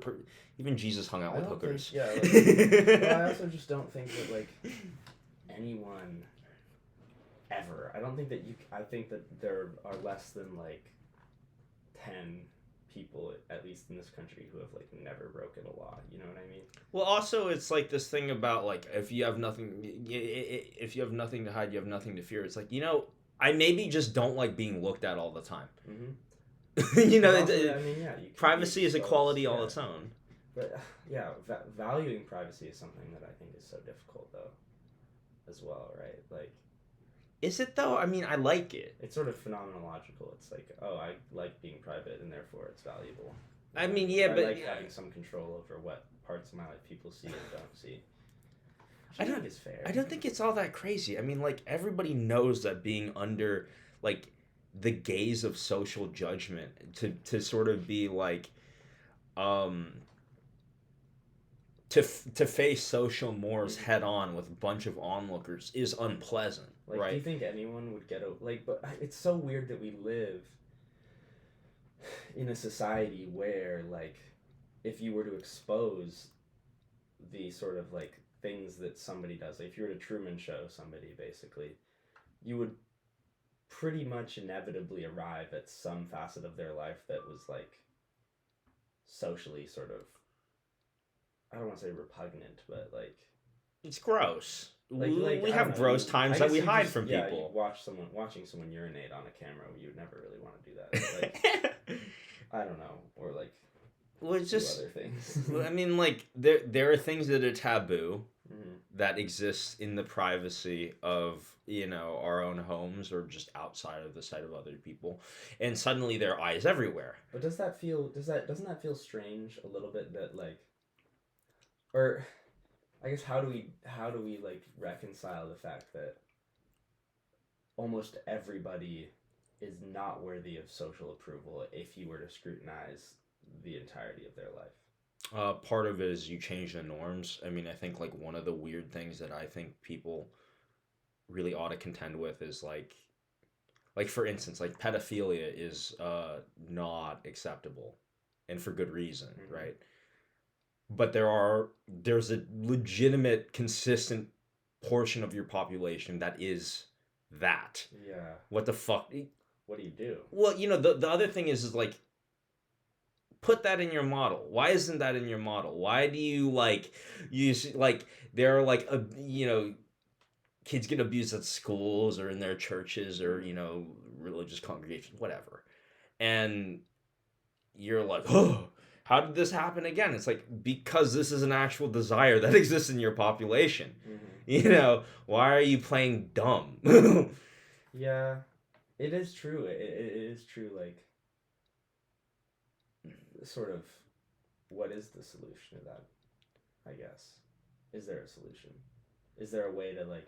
I mean, it gets into questions of like as we move into an era in which you can like control more and more of like at least the biological sort of aspect of your identity. If you're sort of somebody who buys into the idea that like basically all of you and your personality is manifested biologically, which I don't actually know if I do or don't believe.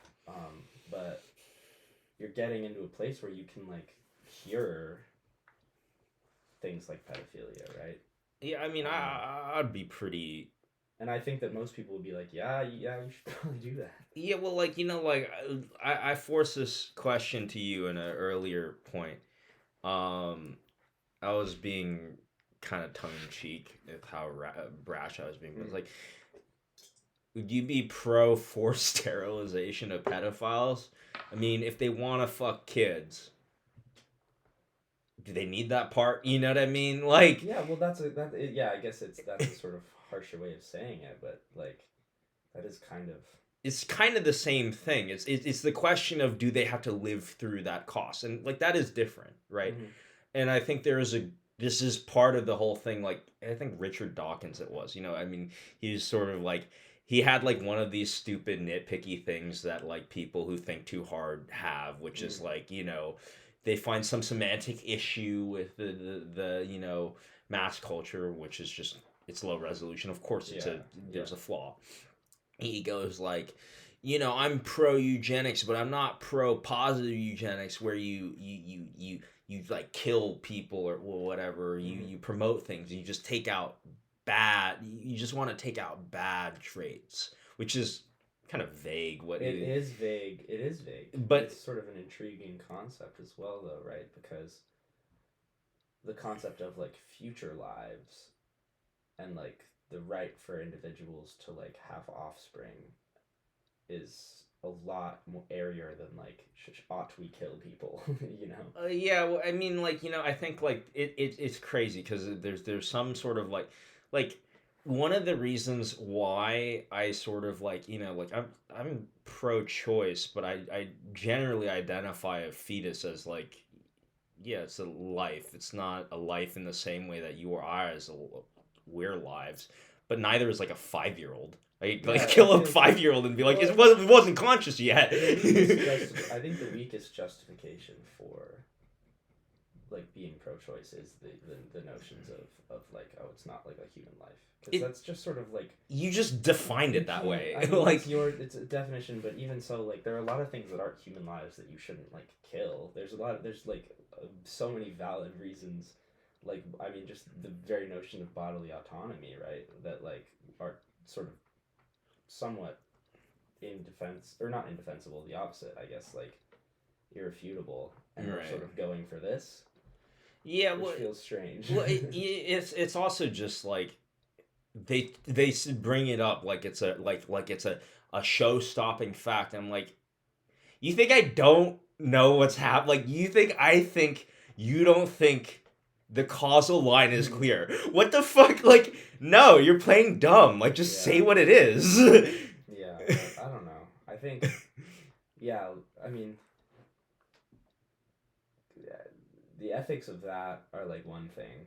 Like, I don't think that there's much debate to be had there. You know what I mean? But I do think that like when it comes to like if we're gonna talk about curing or removing the proclivity for, or not proclivity, but like the sort of biological manifestation, if there is one, which assume there is for like pedophilia, then like what do we not remove, or what do we and do we not remove from people? You know what I mean? Well, I think that's the weird thing is there's going to be necessarily some bias in perspective in that decision, right? It's not, you don't get to just have the platonic ideal of what was man supposed to be, because you weren't supposed to be fucking anything. But also the notion, you know, even in regards to things like if you could remove, if someone's like a psychopath, right, and has the urge to like kill people, like to what extent, like what differentiates an intrusive thought? Because I feel like most people have thoughts that are pretty terrible at times, and obviously they don't act on them. Well, in some respect, what differentiates that? Like, is it intent? How can you measure intent? How can you measure how much like the difference between intent and like sort of just thinking about things actually?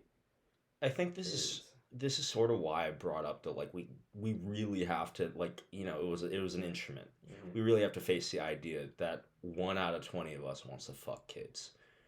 That's a real thing. The number kind of fudged, but the victims, that's irrefutable, right? Mm-hmm. So we have the presence of this in our head, and I think on a broader level, it's like, no, we're violent, and we have an instinct to dehumanize when we find people and their humanity is inconvenient for us. We have all these nasty qualities about us, and I think what sort of it doesn't do any service to sort of instantiate values with this sort of blindness of what you really are. It's like, like we all have horrible thoughts. No, we have human thoughts. We assess risk, we assess danger, we assess, and frankly, part of assessing danger is the ability to dangerous and violent situations. Not just that, but to be able to imagine what you could do. To be able to basically gauge how much, violence, death, or, maiming you can incur. That is part of your system. That's a constantly running task. Now, the sort of sensitivity of that and how it's sort of internally perceived, that's variable. But that's in everybody. Yeah. It's a defect if you don't have it. That's sort of like, if you think from first principles, and we're hunters, we're hunter-gatherers, You don't not have this. Mm-hmm. But I don't know. I think that like I don't know. I sort of I tend to refrain from like notions of like sort of I guess like sort of Like a essential biological, humanity. You know yeah, what I mean? biological Because determinism. I think Of some that sort. like that just changes over time, right? And so like there is, I mean, there's possibly a future in which like violence is just not really a concept. I I think that that's true. Um, I don't know if it'll happen or not, but what I mean is like notions of like a sort of intrinsic biological like proclivity to do something or not do it doesn't carry a lot of weight for me. Well, I think part of the reason why it carries weight for me is because we definitely have cultural norms that have been superimposed and do move at a rate that is decoupled. But the fact is there's something in us that is some sort of inhibitory force that is basically suggesting that our action, most notably when we're not thinking very hard or consciously, it's Mm-hmm. usually in these sort of implicit things or sort of subconscious or pre-conscious things. All of these we have these actions sort of have a lagging time scale, which indicates to me that there's something that informs these actions that doesn't move just with culture. Hmm. Yeah, I guess so. I guess like what do we do with that is a question that I have a little bit, right? I It's think like religion answered that. is understanding it helpful? I think well, Does yeah, it matter? I think so because I think religion they conceive of life pretty much universally as struggle, right? I mean Mm-hmm. that's you know I think like Islam is submission, but there's some part of it that's like, there's some like word in it that's like translates roughly to like the struggle to like live well or something. And Mm-hmm. I think there, part of culture is the realization that there's a tension between your sort of like reptilian hindbrain and your higher sort of thought that isn't necessarily in an alignment, and Yeah. you can't force it into such. I think a lot of the times it is living with dissonance. Mm-hmm. And I think that's sort of like the weird thing is like like if you tried to do this like like for the collective sort of body of thought with all the people therein, you wanted to do this like eternal sunshine of the spotless mind thing where you're like everybody who had a nasty thought, you're gonna find very quickly that it cuts like to the core. It's like Mm-hmm. it's everybody has these things and they Yeah. choose, or if they fall one way or the other, Mm-hmm. but everybody makes a fall. Yeah. Yeah, I don't know. I don't know. Like I guess what's sort of concerning is the sort of increasing power that we have technologically and perhaps as a result of understanding ourselves better like sort of organically to influence our brains and bodies, um, whether it's like about like curing illnesses or sort of idealizing like a human, you know what I mean, is something that is definitely going to become a question going forward, right? Because it's like, what if you could just like make like the ideal person? you know? It's odd because I think it's also this other thing about you can just maybe making the ideal person is making a different thing. Like that's kind of the weird thing about like Or these something that you just know what he wants. Like, it's hard to want an ideal person. a little As bit opposed to because it's a not like society of sort of people who are like perfectly healthy and like free from like defect, I guess, because it's hard to identify even what that would mean. where would their humor be? Would that Humor. be funny? I mean, I think like one of the things about humor that I think is it's like its function is basically to make terrible things amusing, or things that are not terrible, but like mostly it's dissonance, but like Exactly. it goes to terrible. Mm-hmm. And I think you imagine this person who just doesn't perceive it like this sort of white picket fence fucking shell man that you see in like these fucking movies, Mm-hmm. like the next door neighbor that's too chipper. Mm-hmm. Like I don't think that person is desirable. I don't like I wouldn't want to be around that person. Well, I think that like I don't know. Like I think we just don't have an understanding of like what constitutes like perfection and imperfection. Well, like forget perfection and imperfection. What is good? I don't even like it's Yeah. like So subjective sometimes. it's like our directions of good, like our concept of what has a direction towards good and away from good. Like, what if at this scale that we live at, Yeah. like, who cares? There's some sense of like good for our perspective, but I you know I do think we sort of in attempts to chase some sort of platonic ideal, we just like impose like our narcissistic viewpoint about like what we like. Yeah. Shout out Nietzsche. Shout out Nietzsche. But yeah, I don't know. I think that this is something that bugs me. Not infrequently is like, well, are we approaching any sort of general betterment of humans? You know what I mean? Like, is that a thing you can even approach? Like, are we moving towards like people that are generally sort of better people? Well, it depends on what makes better. Because I mean, like people will evaluate humans as being bad because we're in an environmental catastrophe, which I might dispute, but sure. Um, let's hold that for now, right? Okay, we're in an environmental catastrophe. Well, you could also say what makes a human better is what makes them dominant, and that's exactly what make them an environmental catastrophe. Right? Yeah, I don't know. Yeah, I guess it's like the unfortunate part is that like sort of morality is pretty difficult to like. It's mushy. Yeah, pretty difficult to claim that it's sort of a universal objective thing. There's and so you're kind of stuck with like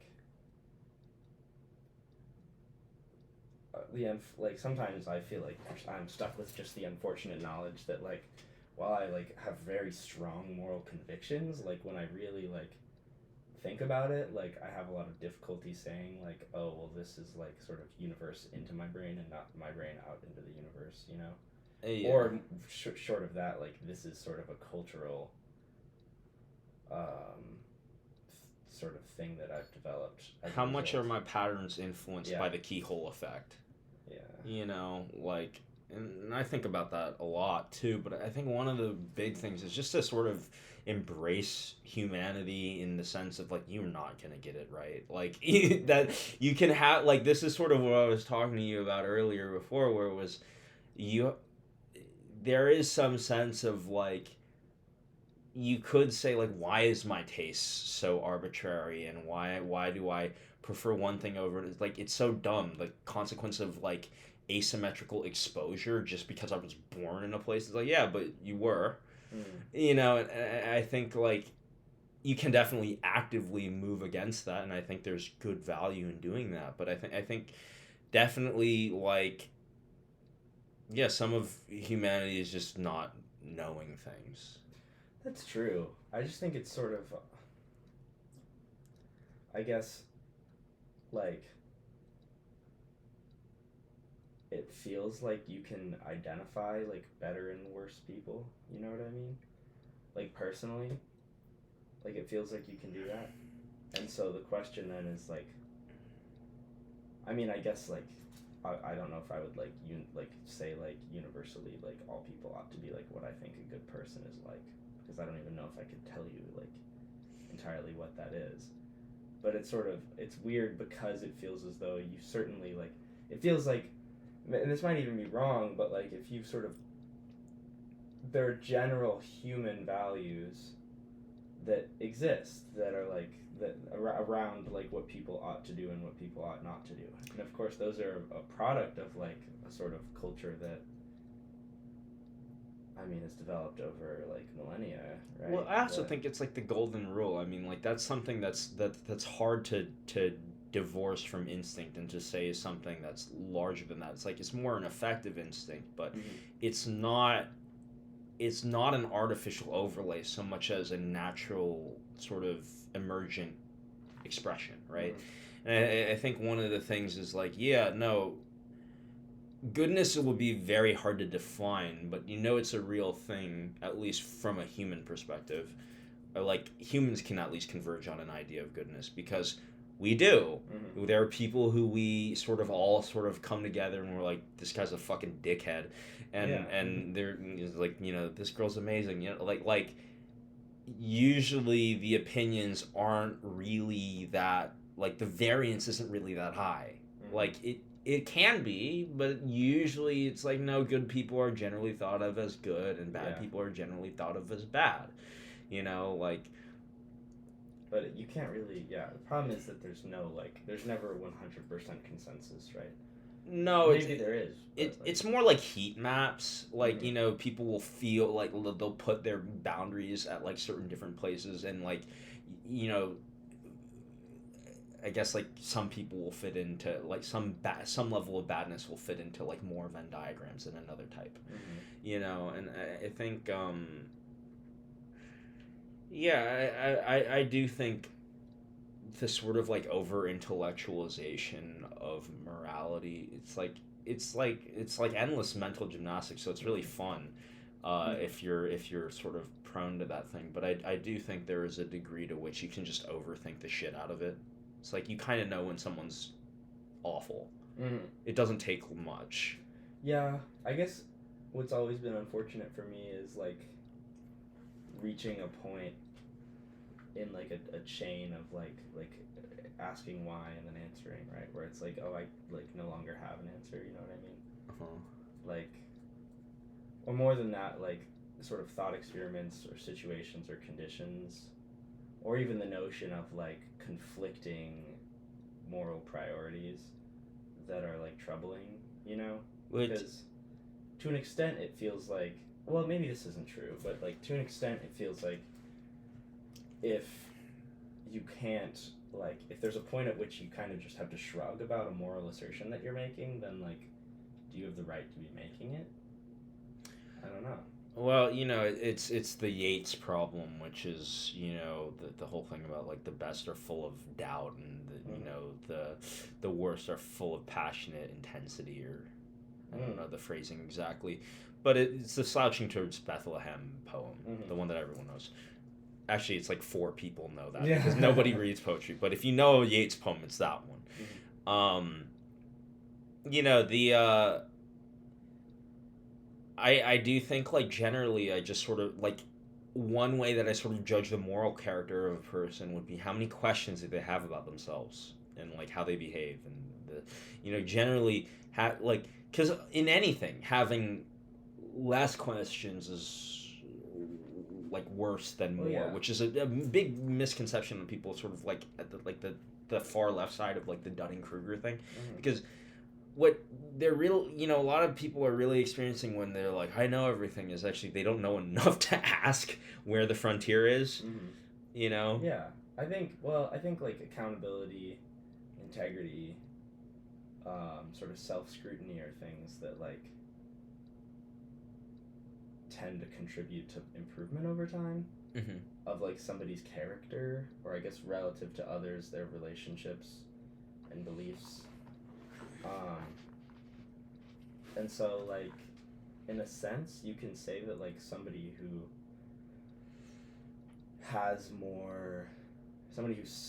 scrutinizes themselves more, who like thinks more about their actions and their consequences, and like has a desire to improve themselves, maybe not like regardless, like not an objective improvement, but sort of like a desire for self-improvement internally, is like probably gonna draw the sort of measurable approval of more people. over time. Well, But like again, it's just sort of like, is that like what makes someone a good person? I don't know. I don't know. I think caring about others is a pretty good marker for whether you're good. I mean, I think, one of the things is if you too try to, like, the core of logic, what is good, you're gonna break your brain. It's, like, I don't necessarily think the world engine has, like, a good meter, but as far as we are here and things hurt and certain things ease that, I think, being sort of considerate of other people's feelings and compassionate is just, you can't really go wrong. Yeah. Yeah. I guess it is. It is sort of about.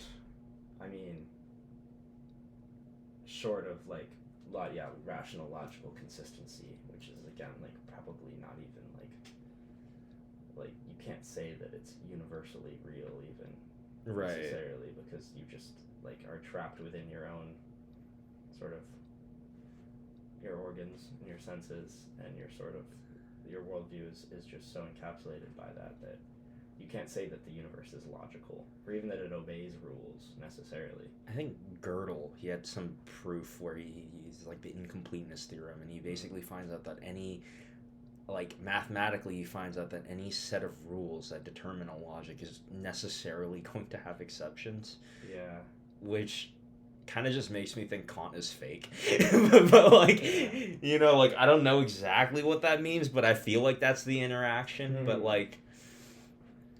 yeah, but then as a result of that, like, you kind of just have to collapse to like, well, what are some sort of things that I feel like I can sort of, if I were to poll people or sort of poll sort of my lived experience, like, what are traits and actions that I think are good, that I think like make people feel good, versus traits and actions that I think make people feel bad. Well, another thing that I think nobody can really betray themselves with is self-trust. Even if they're like an awful human being, they should probably trust themselves, even from like a selfish standpoint.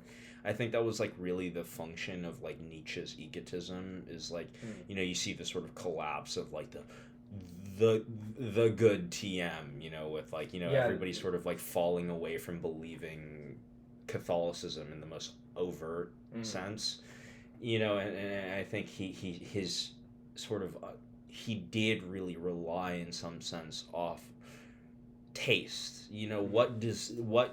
What really distinguishes the Übermensch from like the last man is it's a taste. What do you desire in life? Do you desire to seek, or do you desire to sit? Yeah, well, I also think, he's right, that the will to truth is a sort of the sort of the absence of self-trust, right? The idea like that, being like sort of looking for manifestations of your beliefs in the sort of real world is one, like, never going to like verify them, because it's sort of confirmation bias. Yeah, you've muddied the waters by your own. It's like you've got a Schrodinger effect. But like the very notion of like, or Heisenberg, the fact that your beliefs have to be externally justified is an absence of like self-trust, I guess, to an extent. A notion, like a belief in like sort of your own like flawed perception. Although I don't know, I do kind of think that my perception is pretty much like, I guess it's sort of a lie to say like that I think that I have like faulty perception of things as much as an incomplete picture, if that makes sense, right? Yeah, I mean, there are sort of like the way I think about it is like they're sort of like, I'll call them calculations, but I only mean that in the sense of like they're running tallies as neurons process them, not like I'm doing math. But there are things that don't come up with answers immediately, and they just load. And like, I think that's a really good sign in my mind, where it's just like, it certainly means there's incomplete information, but it's also like, like yeah, we have amounts of informations that, like, you could say the world is, like, suppose the world is, and then, the set would include everything you know about the world. What sort of inferences or sort of suppositions can you draw from this? I think there's a lot of things we would just be like, I don't know what to say about this information. I think there's a lot of things where we would come up with effectively syntax errors. And I think it speaks to sort of, like, I don't know, like, it's the Einstein thing. I want to see through the mind of God. It's like, it's a different thing. It's not just all the information. It's the sort of ability to arrange it without going schizophrenic. Yeah. I mean, we can store a lot of information in our brains, right? Like, it's like 2 petabytes or something of, like, information. I always I wondered don't know how how we people. quantify Yeah, that. yeah. This bothers me. This thing about, like, like, we ran it through a model that we made. It's like, huh? You just expect me to trust that? What the fuck? Like. Yeah, well, it's a problem with, like, sort of attempting to discuss reality from inside of a collection of, like, imperfect and often very narrow, like, sensors, right? It's weird. Which is weird. I mean, I don't know. I don't like to think of, like, your experience as, like, a bunch of different, like, little sensors, basically, but it kind of is what it is. Yeah, that is. But I mean, like, even, like, just like it's like academic study, like they'll use things as, like, for proxy data, right? And it's just like, this is like the simulated, like, density of the air in 1919, as we sort of figured out by this item casserole of just, like, random things we measured that's, like, sort of theoretically roughly related, and then we sort of, like, did some, like, number, like, hacking to just, like, get it into make it one Y value with all these different. It's just like, it's goofy. I guess another question, though, is, like, is there such thing as, like, distance from truth, right?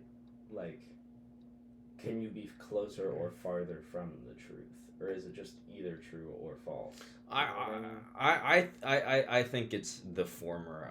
Isaac Asimov did, like, a whole essay, like a 20-minute essay lampooning people about this, where he goes, like, there are different levels of incorrect. If I ask for example, what does 2 + 2 equal, and student 1 says carrot, and student 2 says 5.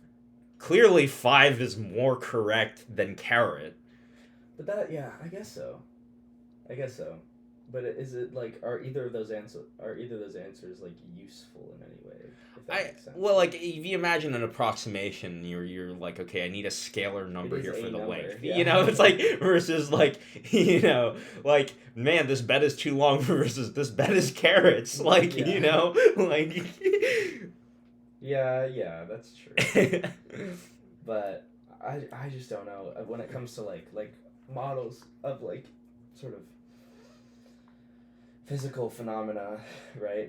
Or the idea of, like, quantum mechanics, sort of astronomy, things like that, where it's like there's so many things that we just don't know, and our approximations, like we know something's wrong, right? But that's, like, literally all, like, theoretical physics is just like, hey, man, we have this thing that's wrong and we're trying to resolve, like, most of theoretical physics in terms of volume of the world and our understanding of it is just like, we don't get, like, this 86% chunk is what we don't get. We know exactly what we don't get, how much we don't get, but we don't get it.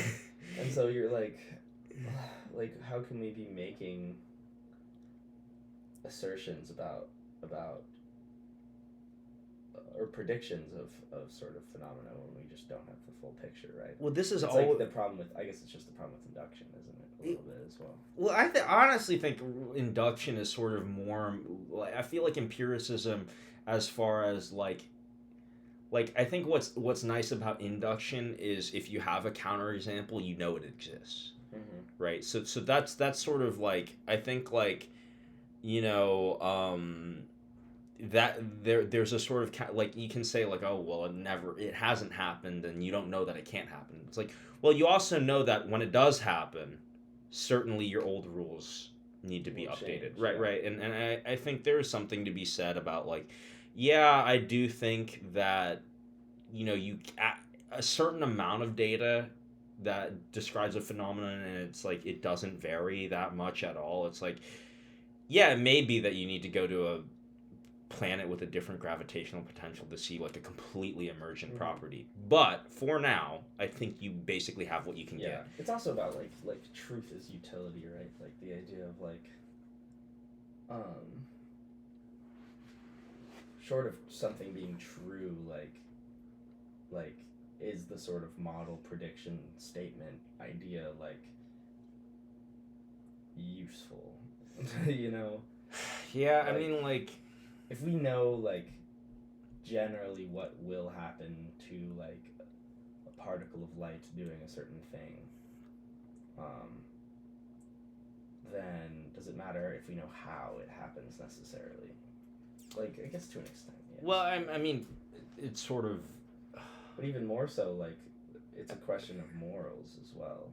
I think when you talk about like truth and utility, right? Is it like maybe it's better that we think that morality is a real, like, universalizable thing.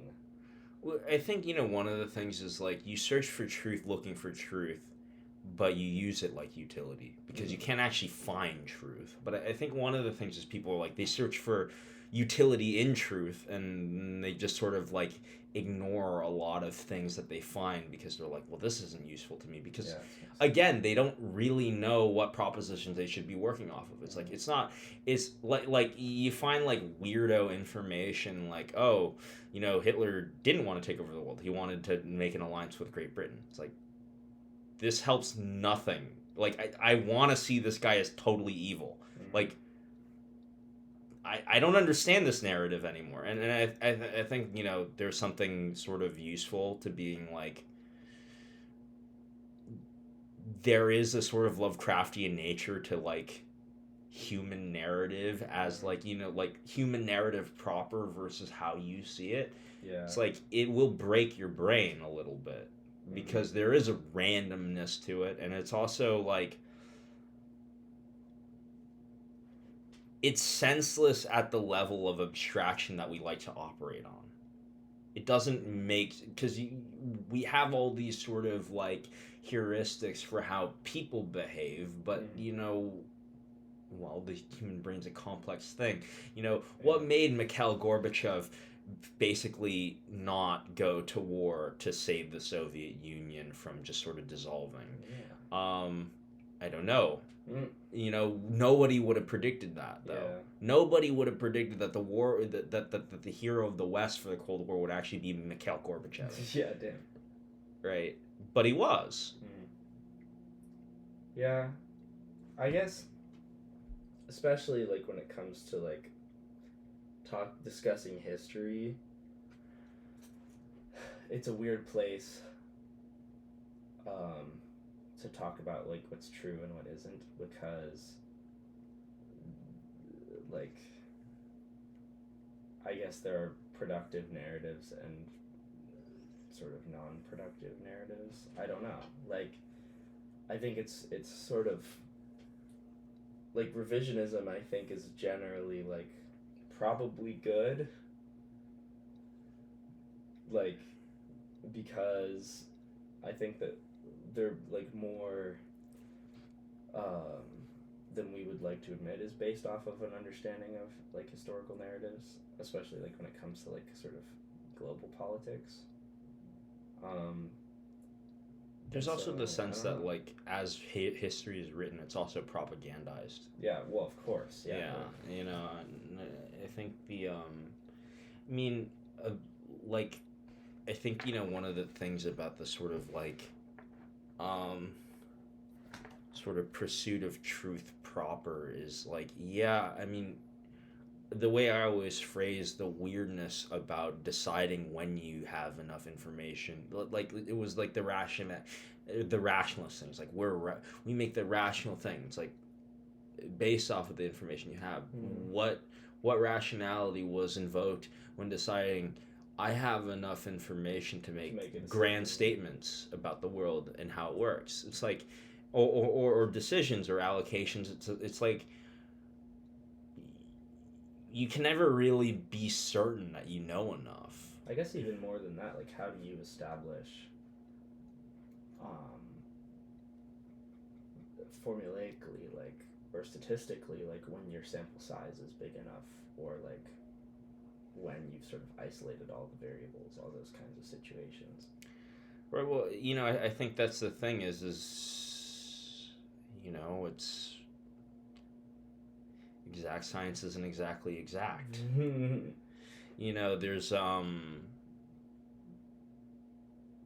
There's a lot of this it's really it's like that. It's like Hitchhiker's Guide to the Galaxy. It's like the computer wasn't big enough to interpret the question properly, right? It's like, what's the meaning of the word 42, right? It's like, let's go. What's the answer to life, the universe, and everything? Right, and I think that's ultimately like sort of where I find myself when I hear like grand philosophical discussions. How many roads must a man walk down? That's what the mice arrive at, and they're just like, fuck it. Yeah, it's just like, like these things about like what nature should be like. It's like, dude, nature has never been like anything like 100,000 years ago. Nature did look nothing like what we see it as.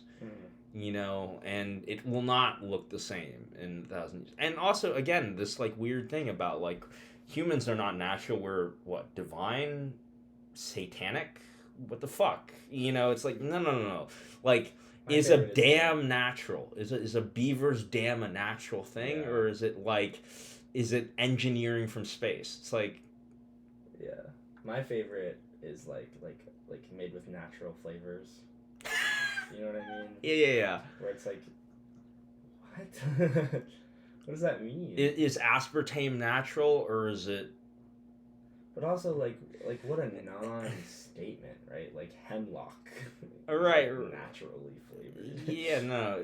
Well, it's like, what's not natural? I mean, like, it's like you could argue that what we make is not natural. But like, what about things we farm? Like. Right. It's mucky. You can't find it. Well, that's why they literally call it a fallacy, the naturalistic fallacy, right? It's like there is no dividing. Everything is nature. What else could it be? Everything, like, including universe, like the sort of observable universe, right? It's like this all has an impact on our planet and the sort of the biosphere that we find ourselves on. You know what I mean? It's like, yeah, I mean, it's just a non-term. It's just a non-term, and it's like difficult when we talk about evolution and natural selection as well. Can you turn that back on?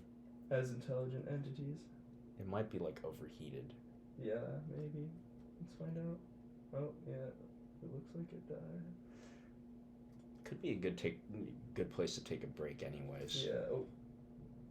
Oh. We're back. We are back in business. Yeah, I think it might have been a temperature thing. I mean, the camera's... Can you zoom it in a bit? The camera's decently warm. Yeah. I still have to take a piss. I think it's still a good idea to take a break. Sure.